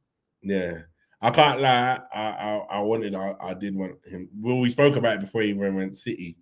Yeah, you know, we was hoping he was coming to us, and it didn't happen. I truly believed he would have. We've had some real dreams, like, you know, like what Arteta says, he has some wild dreams. We've been dreaming because I know we dreamt of Jack Grealish, we dreamt of Haaland. But you know what? Mbappe now. That time lucky, eh? Yeah, listen, third time lucky. But the thing is, I think now we're at a point dreams do come true. Look at Declan Rice. You know, I think 2 seasons ago, if we was in this same position trying to bid for Declan Rice with City up against it, that player would have went City, even with if we had Champions League football. So it just shows how far we've come forward. Timber picking Arsenal over Man United. You know what I'm saying? Havertz had the option to go elsewhere. I think Real Madrid were in for Havertz. Other clubs were in for him. He chose to come Arsenal. So it says a lot. Nice. And I think just the way we performed last season, I think it was very attractive. The fact that we was able to ride the top of the Premier League for so long, the fact that we showed, look, with squad depth, we can actually win the league. You know, we can compete with the likes of Man City. So I think last season was a bold statement that we put out. And I think that's, as well as having Champions League, that's why we're able to attract these sorts of players. 100%. And I also think with a lot of the big clubs, it is just names. Like you look at Barcelona. I don't look at what Barcelona are doing and think, oh, they've got a sick project going on over there. I just feel like they're just player stacking and hoping that they can get a player with big name talents to put together to compete with Real Madrid. Yeah. Like Real Madrid have a complete package in their team, but it's like you as a new player going there think, until some of these players either decide they've had enough or want to leave, where do you fit into that first 11? Like, it's like even Jude Bellingham ain't bringing Modric out the team. He ain't getting Toni Kroos out the team.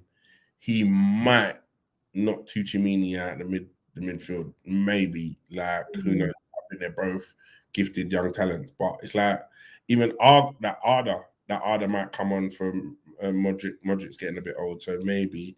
But even if Mbappe was to go to, if Mbappe was to go to Real Madrid, he'd play up top in it. So, but you wouldn't see him taking Vinicius out the team, and maybe Rodrigo. But Rodrigo's an exceptional talent in himself as well. Do you get me? Bad boy player. So exactly.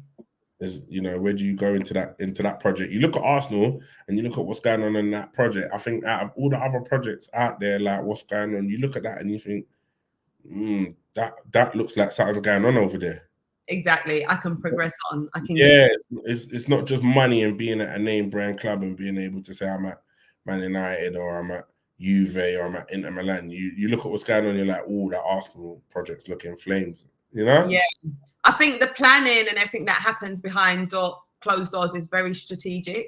Yeah. We ain't signing players because of who they are or for the hype or whatever. Like, there is a reason behind why we're signing these players.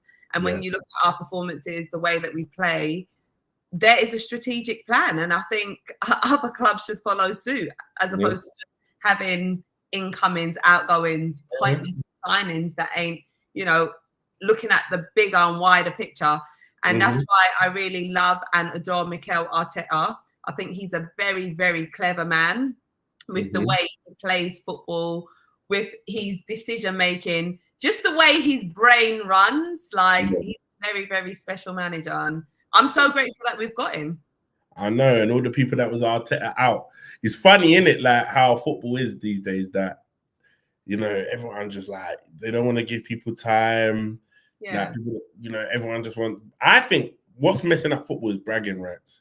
Everyone wants bragging rights. Everyone wants to be able to say, oh, look, we're doing this, we're doing that. Oh, we beat you this weekend.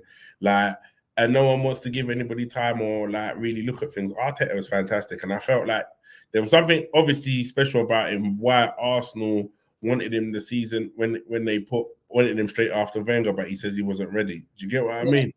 And they went with, so that must have shown that there was something there then, but he wanted to spend that time with City and build his experience in Arsenal, but he was always going to be Arsenal's man. Emery was just always going to be the next best thing. And don't get me wrong, I think Emery was a fantastic manager, but I just feel like the lack of culture, like understanding the UK, be it like the accent, he was trying his hardest to speak English. It just wasn't working out for him. The fans mocked him. Plus the type of team he had, like the boys, they weren't serious, innit? Like, exactly. Which we now know that was some Guendouzi taking the piss. He had all these Lacazette, Aubameyang, Pepe, all these players that were mocking him and making life hard for him. Rob Holding. you know. All these players making life hard for him, so it was never going to work. But I think Arteta is the man. I love Arteta. Exactly, and he's young, and he's really managed to come and stamp his authority. He's been able to clear out, the players that perhaps weren't to the levels that he expected. And look at the transition that we've had. Isn't it? Beautiful transition. Isn't it? And it's only getting better. Soon we're going to add Mbappe to that transition. And you know what's mad? Everyone's like, oh, Arsenal can only decline from here because how did they get any better? And I'm like, this is how I just know people just chat waffle for the sake of chatting waffle, Char, because it's like, how can you not say that what Arsenal have done, they've not got better, they've not improved? And then to finish second to Man City, to get the amount of points that we got, 85 points in a season, is a hard target. It's not every day you do that, but I think in terms of improvement. Let's say we didn't win the Premier League season, but we still pushed City to the end. But we're in Champions League. The team's getting better.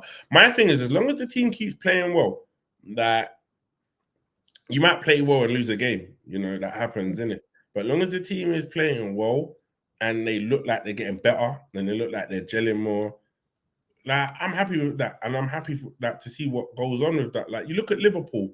For all this talk, Liverpool were the best team in the world. Do you remember how long Liverpool fans were saying that they were the best team in the world? And for the best team in the world, only to win the Champions League once, the Premier League, that one season, they only had one spell of one season, and then to always be second best to the City. But no one gave them the fact that no one said to them that was the best they could be. Everyone respected the fact that they were a good side. Yeah.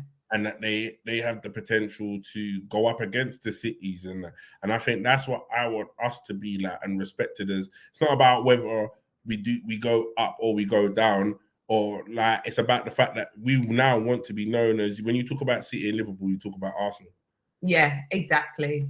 Do you get what I'm saying? Conversations. Yeah, we've earned the right to be in them. That's what I'm saying. So I hope next season. Then I'd love for us to win the league next season. And it'd be like, okay, we won the Prem. Now you got to respect us. But then, even if it didn't happen, but we played, we showed the same level of elite football. Do you get what I mean? Then and everyone can say, nah, they're dangerous. Now we've got to be putting them in that category now. And that's my thing. So yeah, man, I'm happy, man. Like, and Arteta's the man that's done that. Like, he's put us in. He's shown people are going to be scared. I think next season, they're going to be shook to play us. I saw it. Preseason, MLS, you got to think, and it's the MLS All-Stars. Yes, it is the MLS and it's All-Stars, but it's the best players in that league, isn't it? Yeah? Yeah, exactly. They're not rubbish, right? And I think the worst beating they ever got was a 4-0 or 3-something or 4-0 from Man United. And it's like, but even like Rooney said, they got played off the park. Like, it actually looked like it was League One, not even League One, non-league versus Premier League. Like but that's how good the team is. Exactly. And even with the changes, and you look at it, and you're just seeing Timber come on, then you're seeing Declan come on, and you're seeing changes, and then it's just Balogun. What do you think about the whole Balogun situation, though? Well, do you know, there's actually a question here. Sorry, Charlene, Eddie or Balogun? Like, I'm literally scratching my head on this one. Yeah. It's a hard one. It's actually a hard one. It's so hard to the point I just want to sell both and go and get another striker. It's like, that's the only place where I feel, even though we have 3 strikers, I feel like we're lacking.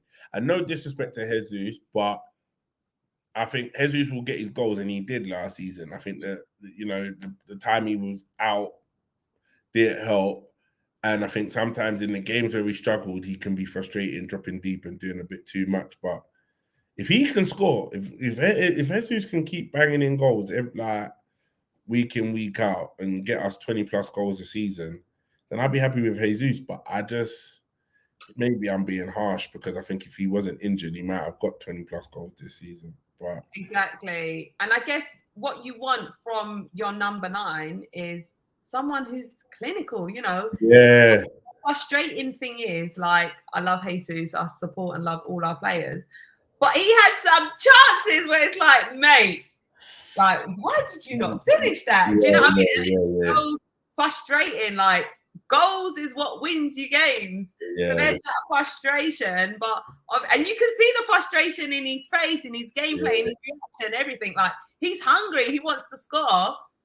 And if we're gonna win the league, we need to score goals. So 100%. He needs his like Me Too season, his Willy Bolly season. You know that season where, you know, when certain players, they just have, remember Pape Cisse that was at Newcastle? That was playing, you know, like them players, they just have that one season where they just do a madness. When they go missing, they disappear. You never hear of them again.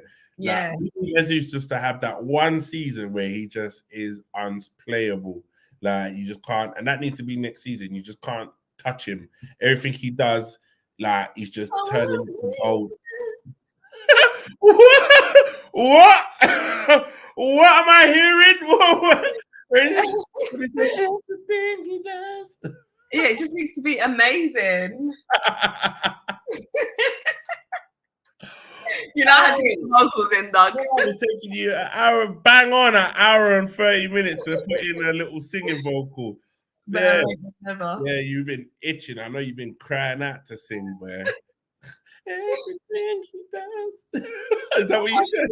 You sound like you got a little voice on you too. No, I got a little voice. I was imitating you. I was imitating you, fam. Right. Oh, mate. Yeah. Right, let's start ending the streams with someone coming live to sing with us. So whoever wants to come live and drop some lyrics, some bars, or hit some high notes, let us know. That's how we're going to end each show. Yeah. Is that how you want to do it, yeah? Yeah. No, but I fully hear what you're saying, man. Like Haaland coming to Man City and just showing, you know, what he's about. Yeah, like, we need that new Sanchez. My thing is, I was saying it, we've always had a marquee goal scorer. And it was Sanchez. Obviously, when Aubameyang came in, he was Golden Boot. Yeah. That season. And then, you know, RVP, we've always, Robin Van Persie, and then Henry's. We've always had that guy. And I think at the moment, you look at the squad, I suppose the dark horse could be Martinelli. He could be actually turning into that guy, and we're just overlooking him. Do you know what I'm saying? And not really paying attention to him, because I think he's going to have a mad season next season. But I feel like we've always just had that player that gets us like 20 plus goals. Yeah. And contributes to assists and stuff like that and whatever. And I just don't know. I just don't see Jesus being that guy, but I could be wrong.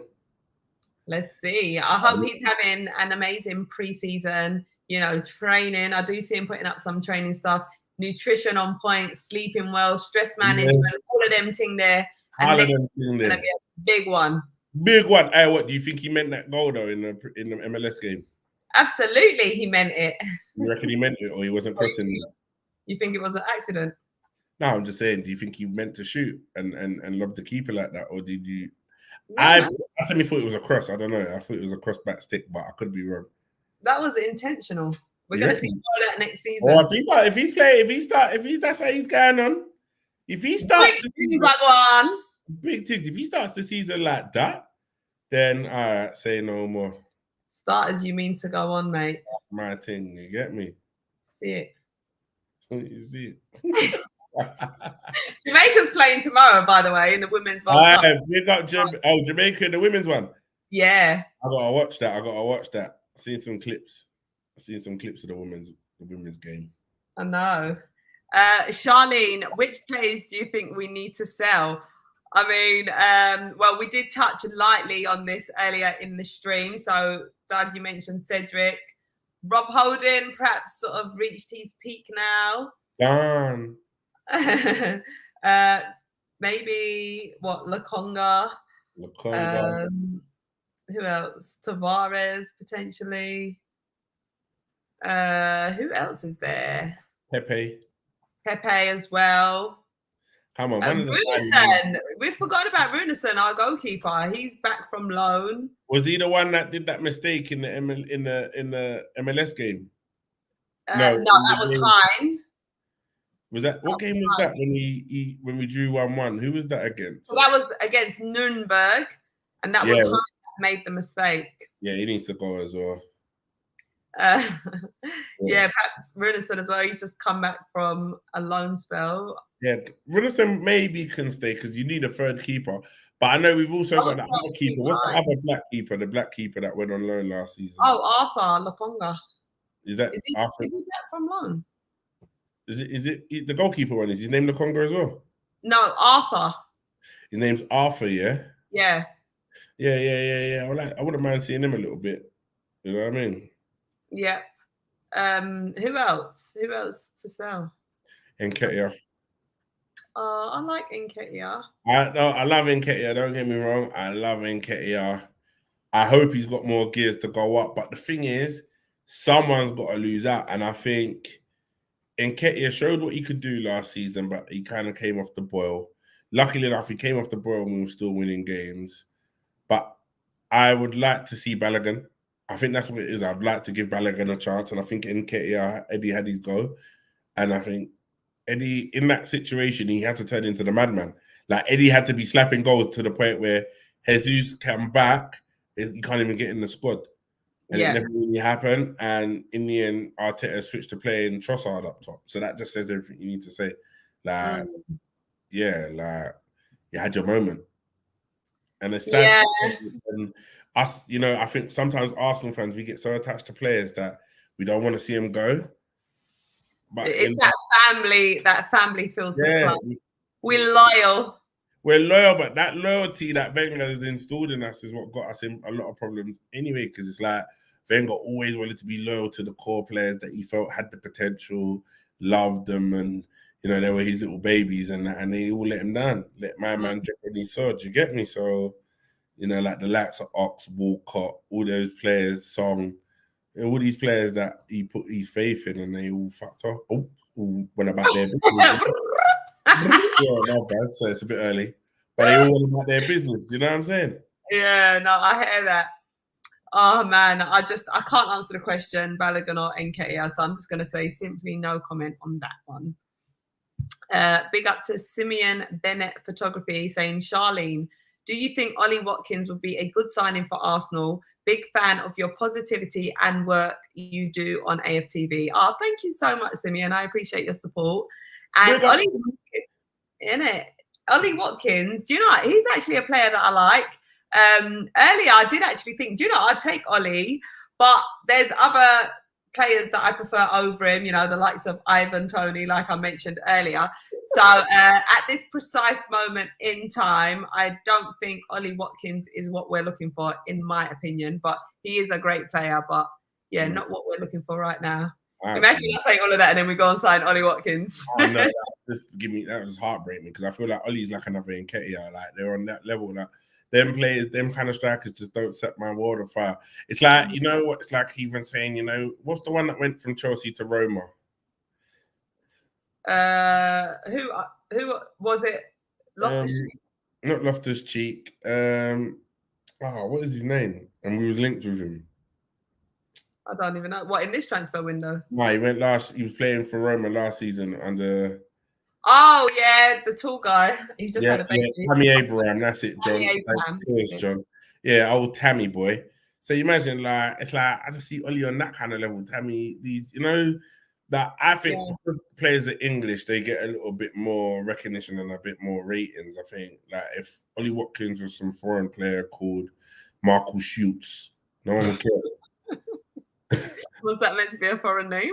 I don't know. I just made that. I don't know. People might see that as being offensive. I don't know. I just made it up. But it could have been John Terry, and he's from France, so it just don't matter, does it? But yeah, it don't really matter. It's just But I feel like the name sounds foreign. But yeah, it could have been that, and no one would care. So I just think I don't know about Ollie. Exactly. Yeah, like we need a player that's lighting it up, like Victor Osimhen. I'm not going to take anything less than Victor Osimhen,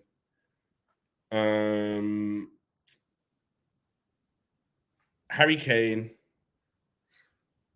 Kylian Mbappe, Lewandowski.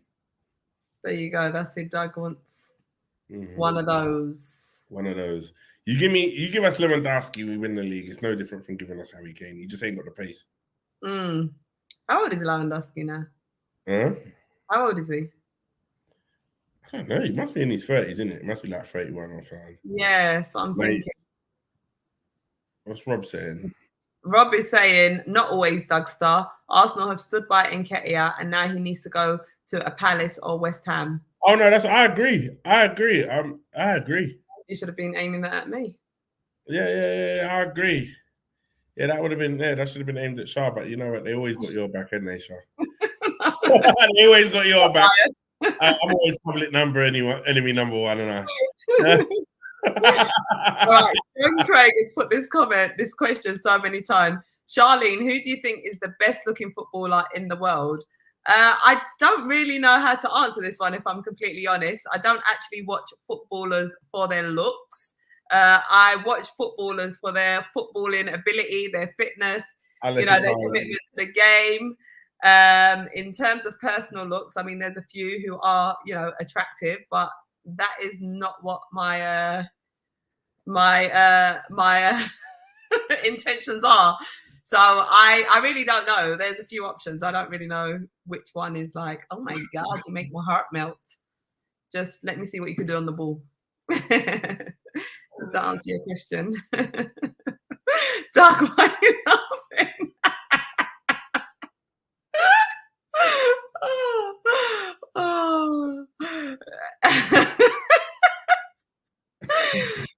Reynolds is Lewandowski is 34. Yeah. No, actually, he's too old to come. Which is sad because he can. Yeah, see, he would be a one season thing. One season. I think Harry Kane's a 1 season, maybe 2 season thing. I don't think Harry Kane's a long term prospect because he's done so long at Tottenham. But you get a good 2 years at Harry Kane, 30 goals. Well, while you're there, he's actually popped in the chat to see you, mate. Oh, Harry Kane! This is where you man trip up, because this is the problem. They always come in wanting the worst. Like, man's not. Like, man ain't even spoke about Tottenham today. And look, Harry Kane, Arsenal being talking about Harry Kane non-stop. Yeah, but we've not said any bad things about Harry Kane. I think us saying that having a Harry Kane as an addition to the side wins us the league. You know what I mean? It's a good thing, really, isn't it?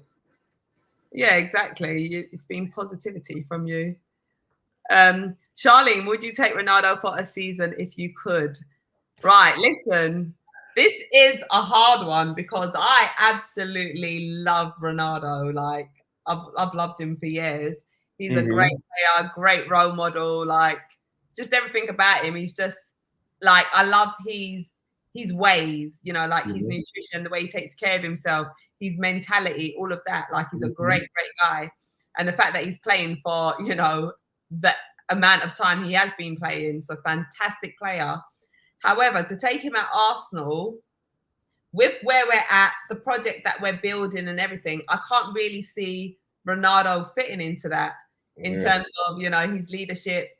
Just the way he is as a character, I couldn't really see him sort of coming to Arsenal and fitting in. So I absolutely love and adore Ronaldo, but I don't really see him fitting into what it is that we do at Arsenal.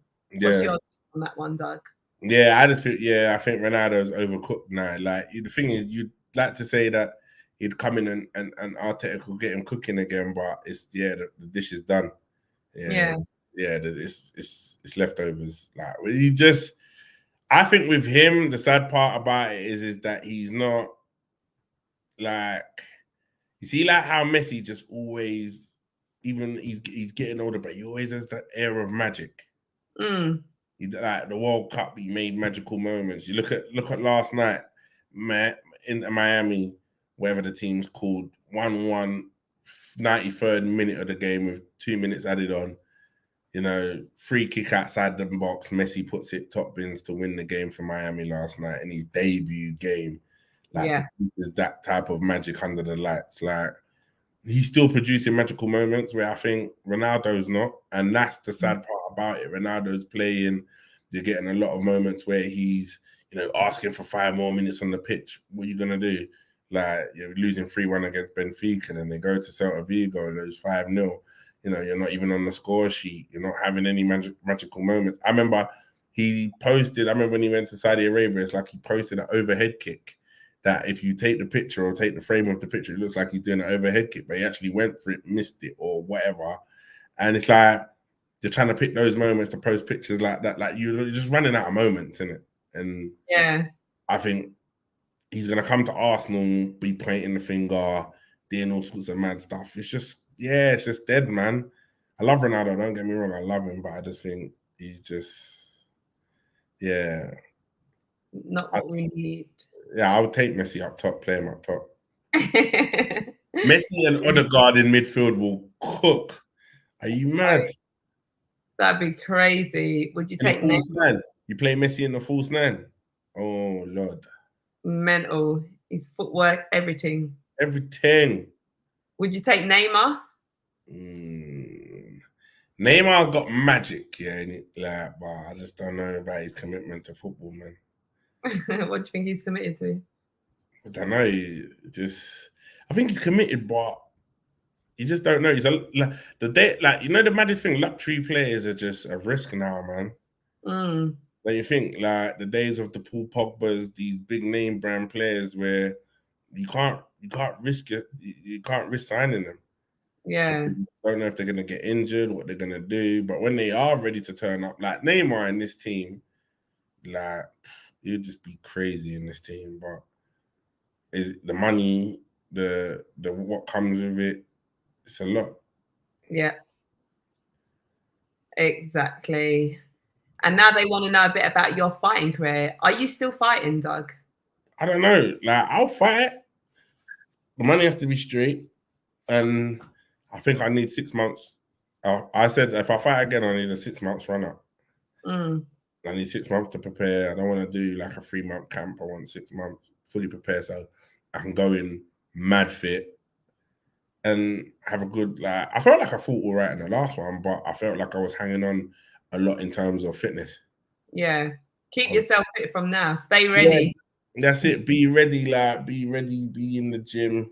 But I think I need 6 months to kind of get myself in the shape that I want to do to fight. So, is there anyone that you've got your eye on that you want to fight? I mean, how does it work with boxing? Do you see someone and you're like, yeah, mate, I want to fight? Yeah. No, I think it depends really. If someone like, I remember originally I was meant to fight Bobby Kasanga, but does he fight?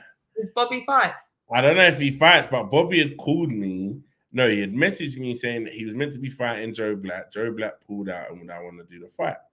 I said, yeah, like, bro, I'll do it. So that's what started it off. And then the fight that I did was meant to be a warm-up fight that I just took to kind of get me ready for the Bobby thing. But the Bobby thing didn't really materialize with Wicked and Bad and Bouncer and all of that. So I ended up just doing that fight for DFC for the Dons on that card. So yeah, like I'm always up for it. Like I know how good I am, and I'm not even ashamed to say that I can box. Like especially when I'm training and I'm doing my thing, I can do my thing. So yeah, I'd like to do it. Show me the money. Give me the money. I'll come out of retirement. Ain't it? You're too young to be retired. What, out of boxing? Yeah, no. Thank you, Char. You're too kind. You're too kind, Char. I would definitely come out of retirement for it, you know? I hear that. John's also asking if I would box. Do you know, I actually enjoy boxing. I ain't no pro boxer. I like doing it for fitness, for fun. And I have been asked to box. I don't know. Never say no. Never say never. But I haven't got enough experience. And if I'm going in the ring, I'm going to win. Yeah. I ain't trying to go in the ring and get like punched up by no one. Like I want to be good. Yeah. No, but I reckon you would.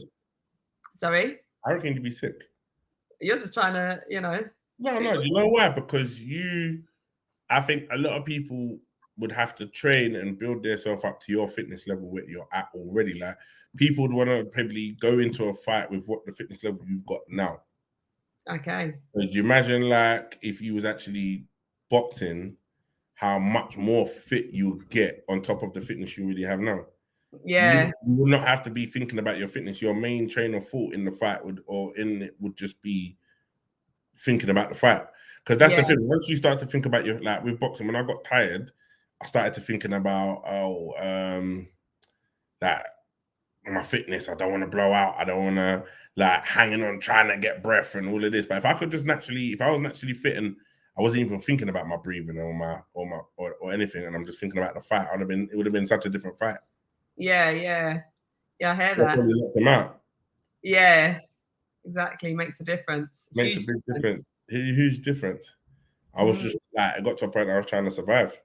Wow. You know what I mean? Like hanging on. You won the fight in the end, didn't you? Yeah, I won the fight. So it's like I knew I was ahead, but then I know fatigue plays a major part. Like you could be so tired, he could have just hit me with a punch, and tiredness could have just knocked me to the floor. Okay. You're so tired trying to get yourself back up in 10 seconds in boxing world where you're on the floor picking yourself up can be so quick you don't even notice it, but you think you've got up quick, but it's taking you 20 seconds to get up. So yeah, like just the fatigue alone can knock you off your feet. So it was hard. I was just trying to stay in the fight, and even though I knew I was ahead, I was trying to just do all the little tricks, holding on, like leaning up against the ropes, leaning on a man. You get me? I had to lean on a man real quick. You get me? Just to like get myself to drain the clock down to get through the rounds. Yeah, I hear that. Well, it could be a thing for DR Sports. I mean, it could be. Did you get any concussion as well during your fight, Doug? No concussions during the fight.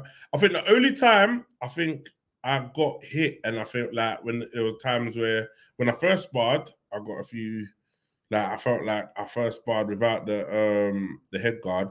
But the time when I felt like I was dizzy, and I was when I sparred Traveller Mike, who's a Traveller bare knuckle fighter. But I was thrown in on the deep end with him. He was really good. He battered me. I can't lie. He punched me up. And I think, but you need that. You need to. I think when you get beaten up in the ring, especially in sparring, it shows you what you can take. Yeah. You know? And I think sometimes people were fearful of being hit. And once you know you can take a punch, I think it changes the whole dynamic of how you train because you know you can get hit. And I think that also, even though I went away with a bit of concussion, it also let me know that I can withstand a lot of pressure. You know, I can withstand it. I can get hit up. This brother punched me up. And I gave him a few licks as well, but he was much more experienced than me. And sometimes you need those sparring sessions where you get beaten up. Do you get me? And I think that's, I needed that. It will force you to level up. Yeah, but it will force me to level up, but it also forced me in the second round, the end of the second round, because it was a 3-round fight that I had. At the end of the second round, going into the third round, I was gone. I was so tired. Like I was literally gone on my feet. And I remember it clearly. I was on the ropes waiting. Gavin was talking to me. And in my head, I said, like, oh, Traveller Mike, you've been here. Because I did 4 rounds with Traveller Mike. And I remember in the last round, I said, Doug, no matter what, you just need to get through this round. I did what I needed to do to get through the round, and I reminded myself that in the ring. So that's why sometimes in anything you do, experience is always golden because it will show you. Like, had I not been there before, I might have got knocked down. I might have given up in the ring. I might have just gave up, but I knew I could get through it. So yeah, you can't beat experience, man. Yeah, no, I hear that. I fully hear that. It's exciting. You're making me want to get in the ring. Oh, you can do this. Trust me, you would be sick at it, I reckon. Graham agrees. Not going to lie, Charlene. I actually think you would knock a few heads out on your way. Oh, thank you. Yeah, 100%. You see all these influencer people that you see doing all of this, the girl, like especially the women and that doing it. Like, I think you would pump up a lot of them. Like, obviously, a lot of them have been training and doing whatever, and now start to take it a little bit more serious. But I think if you was to take it serious, I reckon you would deal with a lot of them still. Oh, thank you, Doug. I hope you'll be at my fight, front seat. Oh, come on. I'm in the corner. While you're there in the corner, I'll be like, yeah, now you need to make sure you keep your guard up. Yeah, and when I want you to slip, and when you know what I'm saying, I want you to make sure. Like, I'm there, mate. I'm in the corner. I'm the coach. All right. I'm Coach Doug. There you go. Got my coach already. Big bad Doug. You know what I'm saying? I'm a lean panagyal. You see it? Lean panagyal. What I'm to? Charlie, me tell you for punch her up. What I'm to? Can you imagine? Yeah, you telling me to shut up. No, I'll be like, I said, keep cheering me on. Yeah. Ozan is saying, Yo, Char, are you concerned at all about Spurs for next season? Mate, I am not concerned about Spurs, not one bit. Did he say Spurs? Yeah. I've not even thought about them. I don't even know what they've done in this preseason. I could not tell you who they've signed, if they've signed anyone. I don't know what is going on with Spurs. Likewise, not even to be rude, all I hear is, stuff about Harry Kane potentially out the door. Not I've heard.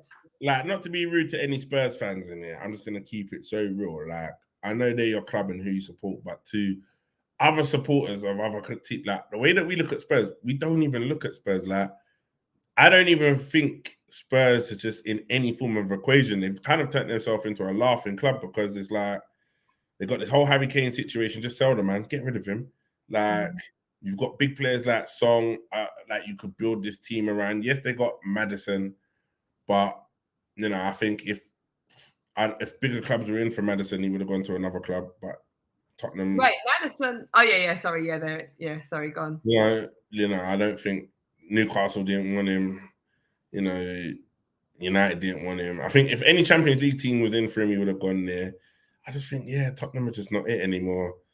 Kane carried that team last season, and with Kane gone, it's a dead team. This new manager, it meant to be like whatever, it was Celtic manager or whatever, but dead, innit? Not saying much, yo. And then even like in a press conference the other day, or was it yesterday, someone gave the Tottenham manager a Kane shirt.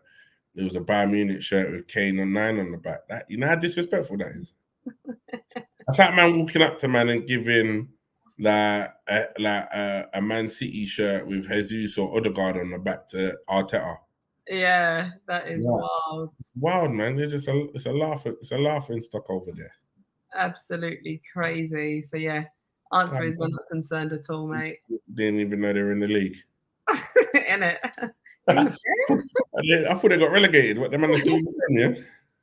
Oh, I'm not an influencer, but sister, I'd be there, girl. Oh, thanks, Rob. I appreciate that support. Oh, Rob. We keep saying Rob. His name. He said that earlier. He goes, "My name's Graham." We keep saying. I'm sorry, Graham. No, what is wrong with me? What is I saw earlier in the chat, way earlier in the chat, he was like, "My name's Graham," I didn't even see that. And then we're both like, "Yeah, Rob, what on?" It's like the guy in my gym that I call Billy, and his name ain't even Billy, but I still call him. It's like, I know it upsets him, it must get him wound up, but sorry about that, Bills. But it's not even intentional. I don't know how I've just skipped his whole first name. I only see the Rob. It's weird. You the same? Yeah, but I don't know how. Because obviously there is a Graham there, but I only see Rob. But every name, like, when I look at it, I always see the Rob. It's crazy. That's wild. Do you think it's some sort of some form of dyslexia or something? I don't know. Maybe. Some form That's wild. I'm sorry, Graham. I don't even know how I done that. Like, honestly. Doug the Gaffer. Hey, come on. Big up to our Barbados family. Up here, Stringer Bell. Barbadian people in the place. In it. Harry Kane, why are you laughing, Doug? We're proving everyone wrong this season. How? Mate, we'll wait and see. How? I don't know. Ab Shizzle is saying, Charlene, keep up the good work. My question is, are you looking forward to seeing Rice at the Emirates, and how many goals and assists will he get? Listen, of course, I'm looking forward to seeing Declan Rice. Like, this is a big, big signing. Like, I'm absolutely over the moon. And even like in all these welcome videos, his posts, everything, he just looks like he's been with us forever. Like, he's just settled in nicely, perfectly. So I'm super, super excited. I just can't wait to see him. So, in terms of goals and assists, boy, I think he's going to have major contributions. Not sure on a number, but he's going to be a big part of what we do this season. So I'm expecting big things from him, and I feel like he'll deliver. What about yourself, Doug? I'm the same. I feel like big player, big signing, big what's the word, like statement. It's a big statement. Yeah. Big statement. 105 million British record transfer fee for a player. Big statement by us. But you know, I don't think his game is technically based on how many goals and assists he achieves. I think it's the difference that he makes in terms of us recovering the ball. Because if you look at it, Arsenal's players that they've signed, Timber, one of the best at recovering the ball in the defensive third. Then you think Declan Rice, one of the best in the league at recovering the ball in midfield. Then you look at Havertz, was one of the best at pressing and recovering the ball at Chelsea in the final third. So you look at all our thing is going to be about keeping possession and taking the ball from you as soon as possible. Yeah, exactly. I think that's. I would say how many interceptions and how many, you know what I mean? Yeah. Defensive tackles is he gonna? I think which is going to be loads. I would rather that and have him do all of that hard work than him scoring the goals and getting assists. But if he did, that's an added bonus. You get me? Exactly. You put it really well. And he's so confident in his play as well, which is... Yeah, so confident. He's fit. He's tall. That's another thing. Presence. I think having presence in the midfield, that's why it would be mad for us to let go of Partey. Partey being a big presence in the midfield, then you think you add another 6-footer in, because Declan's like the same height as me. When I met Declan, he's just as tall as me. So how did you just remind us? 6'3". There you go. And if I think I posted a picture when we signed him, and if you look at it, he's on the same, meaning like we're both pretty much the same height. So you think him and Thomas Partey is a big tall player as well. So you think you start looking at that midfield and you're just seeing these two powerful guys in there that have got legs, ball players, clearing up. You're gonna want to go around the edges. You're just gonna want to go down. You're just gonna be like, let's just go down the wing. But then on one side, I suppose you're not really going to fear Zinchenko, but then Kiwar, you might play Kiwar outright, or then you got Tierney, or you got Tommy. Like the defense is solid. Ben White. Yeah, Ben White. You got Magalhaes. And Saliba. The guy we've not mentioned once this episode. What? Once. Ramsdale. Emil Smith Rowe. I know. We've not, my guy Emil, we've not mentioned him once. Oh, what is going on with ESI? He's obviously been struggling with injuries. Mm-hmm. He's been struggling. Been struggling. I think, you know what? I almost feel like Arsenal protected some players last season. I think he went with the starting 11. Like, if they fell off, they fell off. He kept a few players down because I feel like he could have played Smith Rowe more, especially the fact that he's not tried to sell him. So that shows that he is obviously in his plans, but it's just not his time. Do you know, like when it was like when we had Martinelli and he put Martinelli on the bench and everyone was like, why is he not playing Martinelli? And when he eventually started to play Martinelli, he started to bang goals. Similar thing with sending Saliba back out on loan. Everyone's like, why is he sending Saliba back out on loan? We need him as a centre back. Saliba come back, one of the best young prospect centre backs in the league. So I think there's a reason he's held back Smith Rowe. And look at him in the under-21s. He's had to sit there the whole time on the sidelines, watch how good the team's played. Most probably learned a lot of things. Most probably thought like, you know what? It might have stoked his hunger. Went into the under-21s, balling out of control. That under-21 team with Smith Rowe in it, he was a key part of that whole team winning that. And I think he comes now back into the Arsenal team as a winner. And I think also for us as a new player, like it's almost a new signing because we didn't really see him last season. Yeah, exactly. With the injuries and everything. We didn't see him. Let's face it. He might have played, 20 minutes, half an hour of game time in total, the whole Prem. I didn't even see him that much, So he comes back a whole new player, plus on top of that, winning the European title, being a part of that squad with a new boost of confidence and this whole new structure of a team that looking like they're in the ascendance of doing great things. So yeah, I'm excited for him. I'm like, I do see him playing next season, and I just think the team is just going to be mad. We've got so much options. We do. And She's always saying, I haven't been this excited about our starting 11 and bench. We are slowly building depth in this team. Just something been lacking. Yeah, bruv, like, he's right. Hey. A Wenger, he's like a new signing. Oh, but he is though, man. Like, the thing is, yeah, with certain players, especially with Smith Rowe, like the season Smith Rowe and Saka lit it up and was able to get a joint song, yeah. Smith Rowe showed his potential. Then he kind of went off the boil. We watched the Arsenal show, and it showed that his mentality maybe wasn't right, and that's maybe why he sat him down. Like, there's no point playing a player that's gonna not play good and then come into games and it affect his mental state. Like, he's part of the reason why maybe they never got the result, maybe, and then make him worse of a player. Let him sit down, let him watch, let him do whatever. Maybe Arsenal deep down knew, because even with the City thing and City catching us and all of this, like, and everyone's saying they bottled it. Even with the game City had in hand, and if you check it, if we had won how it finished, if we had won those games that we drew, we would have been 1 point ahead of City now. But then, bearing in mind, City lost or they drew to Brighton towards the end of the season. Like, we might have just won it, but we'd have to have been unbeaten all the way through. Yeah, you know what I mean? So maybe, I don't know, like, Arteta being as clever as he is, maybe felt like, we're gonna try a thing. It's good for the fans. We'll try to do our best, but this team hasn't got it. So why risk certain players? Do you get what I mean? Yeah, 100%. Just run it. Yeah, so I don't know. Maybe he kept save, and I think he comes back a new brother, man. Yeah, man. I'm excited for next season, but I can't lie. 100%, 100%. Like, we've got we have a solid, strong 2 squads. Solid, like, and you think El Nani's still there?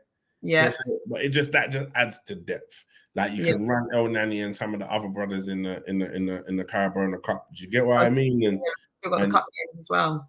We've got Champions League, which you're gonna have to go strong in Champions League. You're gonna have to go strong, and it's mad because we've not been in it for so long. It feels like now. Exactly. Like, we will be at the Emirates. You get me? Listening to.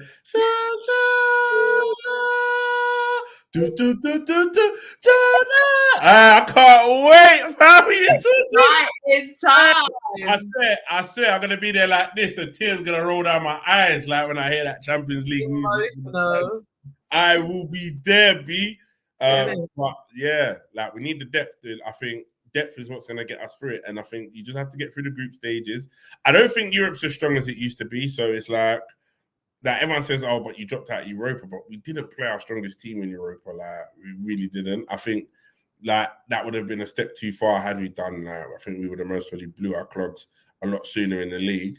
But now we've got the opportunity to go strong. And I think, like, I don't see any other team in Europe, and I hope this don't come back to bite me, but I'm going to say it with chest, apart from Real Madrid, maybe a Barca, obviously Bayern Munich, the big teams giving us that real hard challenge of a game. You know what I mean? I think we go up against Inter, we bust up Inter. I think Juve, we bust up Juve, Sporting, all of them, even though, who is it that knocked us out? Was it Sporting that knocked us out? Yeah, I believe so. Yeah, it was. Yeah, it was, isn't it? I think next season we beat them up with the first team. Like, I just think that's why I feel like even with Man City, they were levels above, because Europe weren't great. Like, even Real Madrid couldn't really put up a fight against this team. They were able to get the 1-1 at home, but then they came to the Etihad, they got blown away. Barcelona got knocked out of the group stages. Do you get what I mean? Juve, like, when you actually look to the other side and it was only Napoli, Juventus, or Napoli and Inter and all them teams, it's like, you think Man City's got this. Like, you just knew it was Man City's Champions League to win. Do you get it? Exactly. I think we got to the semis or quarters and you look around and you see who's with you and you think, oh, we've only got like maybe a Juve or Bayern Munich or something like that, and we kind of can kind of get away from Real Madrid, and you give yourself a chance, innit? 100%. And as Abshis was saying, is we should have no fear for no one in the Champions League. Oh, 100. 100. No one. We shouldn't be scared of anybody. I think a lot of teams are looking at what Arsenal are doing and they're thinking, oh, that team there, don't want to meet them in the semis. You don't want to meet them in the knockout stages. Yeah. Literally. You don't. The team's mad. You look at what they did last season. If you've got Saka on the left, like we've got our own, like Vinny and Rodrigo, like, you know what I mean? You got Saka, and then you got our own Brazilian on the left, Martinelli. Then we've got Jesus, then they got Havertz, then they got. It's like I saw a list of the squad yesterday. Someone put it in my WhatsApp group, and it was like, and it wasn't even an Arsenal fan; it was someone else, and they're like, "Bro, this team is actually on paper. When you look at this team's actually mad, you know." Exactly. Yeah. Like every minute, like we just remembered Smith Rowe, but every minute, like people they were talking, they'll forget about Vieira, and one of my mates will be like, "Oh yeah, I haven't got Vieira. Oh, I haven't got." Like you forget that there's all these players, not to mention the young talent, real Waters, the centre back, mad man, he's sick. Then you think, obviously, Trusty's got into the side. Then you think, my boy outside, I call Saka number 2. What's his name now? Oh, the Dewberry Hall. Oh, yeah. Yeah, oh, mate. He is literally a mini Saka. Literally. Mini Saka. Literally, madman. Like, not to mention that talent, and half of them which couldn't even make it on the USA trip because they're playing on training with the under-21s. But, like, and when the Wanyeri or the young youth that signed, Ethan signed the contract, finally stayed. Like, Reece Nelson, we haven't even mentioned Reece. Reece Nelson. Yeah. I know. See what I'm saying, Reece. We got options, baby. We've got mad options. Reece signed a contract, hungry to stay. I think what Arsenal have bought, sold to the players, which it makes sense, he had to have, is that we're going to rotate. I think the players know they're going to rotate. Everyone's happy to play their part and happy to be a part of the whole journey, I think. And if that is the case, and Arteta has sold that to the players, and everyone is coming happy to know that they're all going to play a part, but it'll be rotational, I think he's done an amazing job, because some people would look at that side, and I get it in the media, you're going to get it soon, whereas, especially if we make another signing, oh, where are they all going to play? Oh, how is he going to keep everyone happy? Like, you're going to see all of that stuff pop up in the media soon. Do you get me? Exactly. And I think he's already sorted it out. Yeah. Abshis was saying, did you see Curtis's cheeky question to Arteta about Mbappe coming to Arsenal? I haven't yet seen that. No. Yeah, I've seen that. You know me, Abs Shizzle, you know I don't miss a beat. I don't miss a beat. I see it. And he gave the same answer you gave about Declan Rice before Declan come. I must say, I do love the way Arteta answers, like, the media and everything. Like, he's just so on point. Yeah. Very thorough with what he says. Like, very well trained.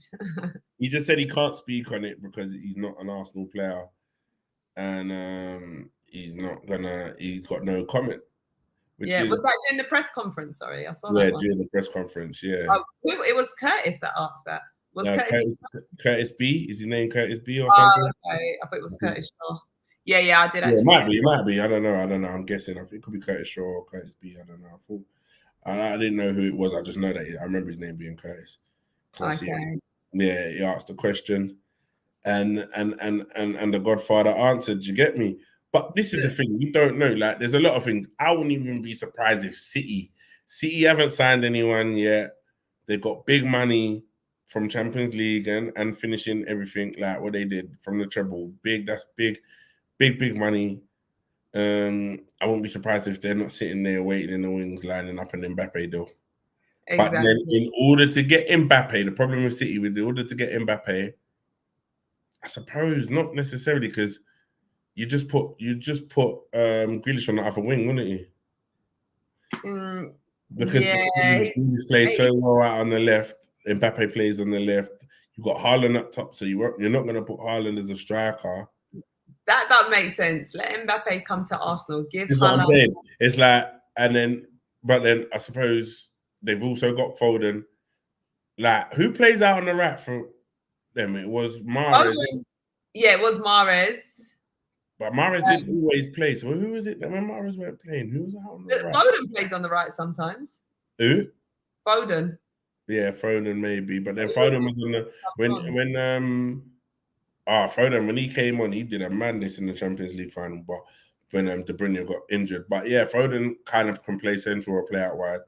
Yeah, like so you never know. They might switch it up. You never know. They might get Mbappe they might go 2 up top. Like Mbappe would prefer Arsenal. Mbappe would prefer Arsenal. I know. I think so. I hope so. Yeah. I hope so. All of this chat for him just to go Saudi Arabia for a season and go. No, come to the Prem, man. The Premier League's where it's at.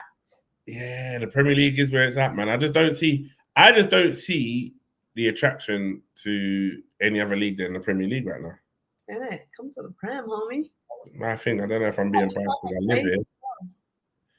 You're gonna go to Spain. It only be them and Barcelona. Spain are struggling for TV rights. They're struggling for a lot of stuff at the minute. They haven't got the money in the league. Yes, you're at the name brand club, Real Madrid, but you're not in the name brand league. Like, you're not in the best league to be in. Right. But I think because of the way that Ballon d'Or and certain organizations are set up, you never see a Premier League player win the Ballon d'Or. Like, really, Haaland technically should win the Premier League, or even Kevin De Bruyne for winning the league, winning the treble, winning the FA Cup. But they'll give it to Messi. Yeah. Do you get what I mean? Because, like, that's what they do. But we'll see. Exactly. All right, we're going to start rounding off now. Abshizzle is asking, Charlene, are you going to be on AFTV tonight for the watch along? And what do you think the score will be against those Cheats United? Well, I'm not actually going to be on the watch along. And you guys wondering if I'm going to stay awake. I'm going to be at home watching the game, and I will be staying awake, hopefully. It's an earlier kickoff, though. It's 10 p.m., so I should be all right tonight. Yeah. You should be all right for that one, mate. Exactly. But should we get some score predictions? I reckon we're going to thrash United 3-0. That's what I'm saying. Yeah. I feel United are going to get peppered 4-1. 4-1, yeah? So we're both going with a 3-goal difference. So yeah, let us know what your score predictions are. We are going to start coming off here now, so you can leave it in the comments. If you do come a bit later. Our boy Ashoke is back. Sorry if I haven't featured enough today. I'm just a bit bored. Oh, thanks, Ashoke. We boring you. What? Oh, what? Because we didn't want to talk about Chelsea. We mentioned Chelsea. We mentioned the ex-Chelsea player, Kai Havertz, got a lot of talk. Yeah, man said I'm just a bit bored, Oh, thanks. We wanted you to come on and sing, Ashoke. I know, this is how I feel when I'm lonely. D got a fresh trim. Nah, no trim, D. Just no trim. Soon, this is from last week. I'll get a fresh one soon still. You know what I mean? Still looks kind of fresh though, Doug. Is it, yeah? Yeah. All right, come on. Jeez. Wavy settings. Isn't it? All the time. On fleek, yo. On fleek. And Abshiz was just saying, yeah, it was our Curtis Shaw from AFTV. I'll big up to Curtis. I didn't even know he was on the press conference. Mm-hmm. What did I say? Curtis B. Yeah.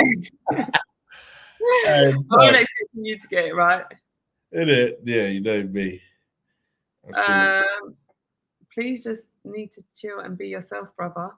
Oh, is Ashoke all right? This is how I feel when I'm lonely. I hope you're okay, Ashoke. Sending you lots of love. Hope you are all okay. But yeah, Doug. Yeah, man. It's been a great show as always. An absolute pleasure to be back. Isn't it? You know what I'm saying? Yeah. Get back in the swing of things. Exactly. And thank you to everyone who joined us for today's show. Me and Doug always appreciate your support and your interactions on these shows. And we are going to be back again next week to do another show. So make sure you do tune in. There is some concerns in the chat about Ashoke. Hope you are okay, Ashoke. I'll drop you a message after the show to check on you. But yeah, thank you guys for being a part of this show. And we're looking forward to catching up with you again next week. Sending lots of love. And we are signing out. I'm Charlene Smith. This is Doug. It's been a pleasure. Come on. Bye for now. Come on, gang. See ya.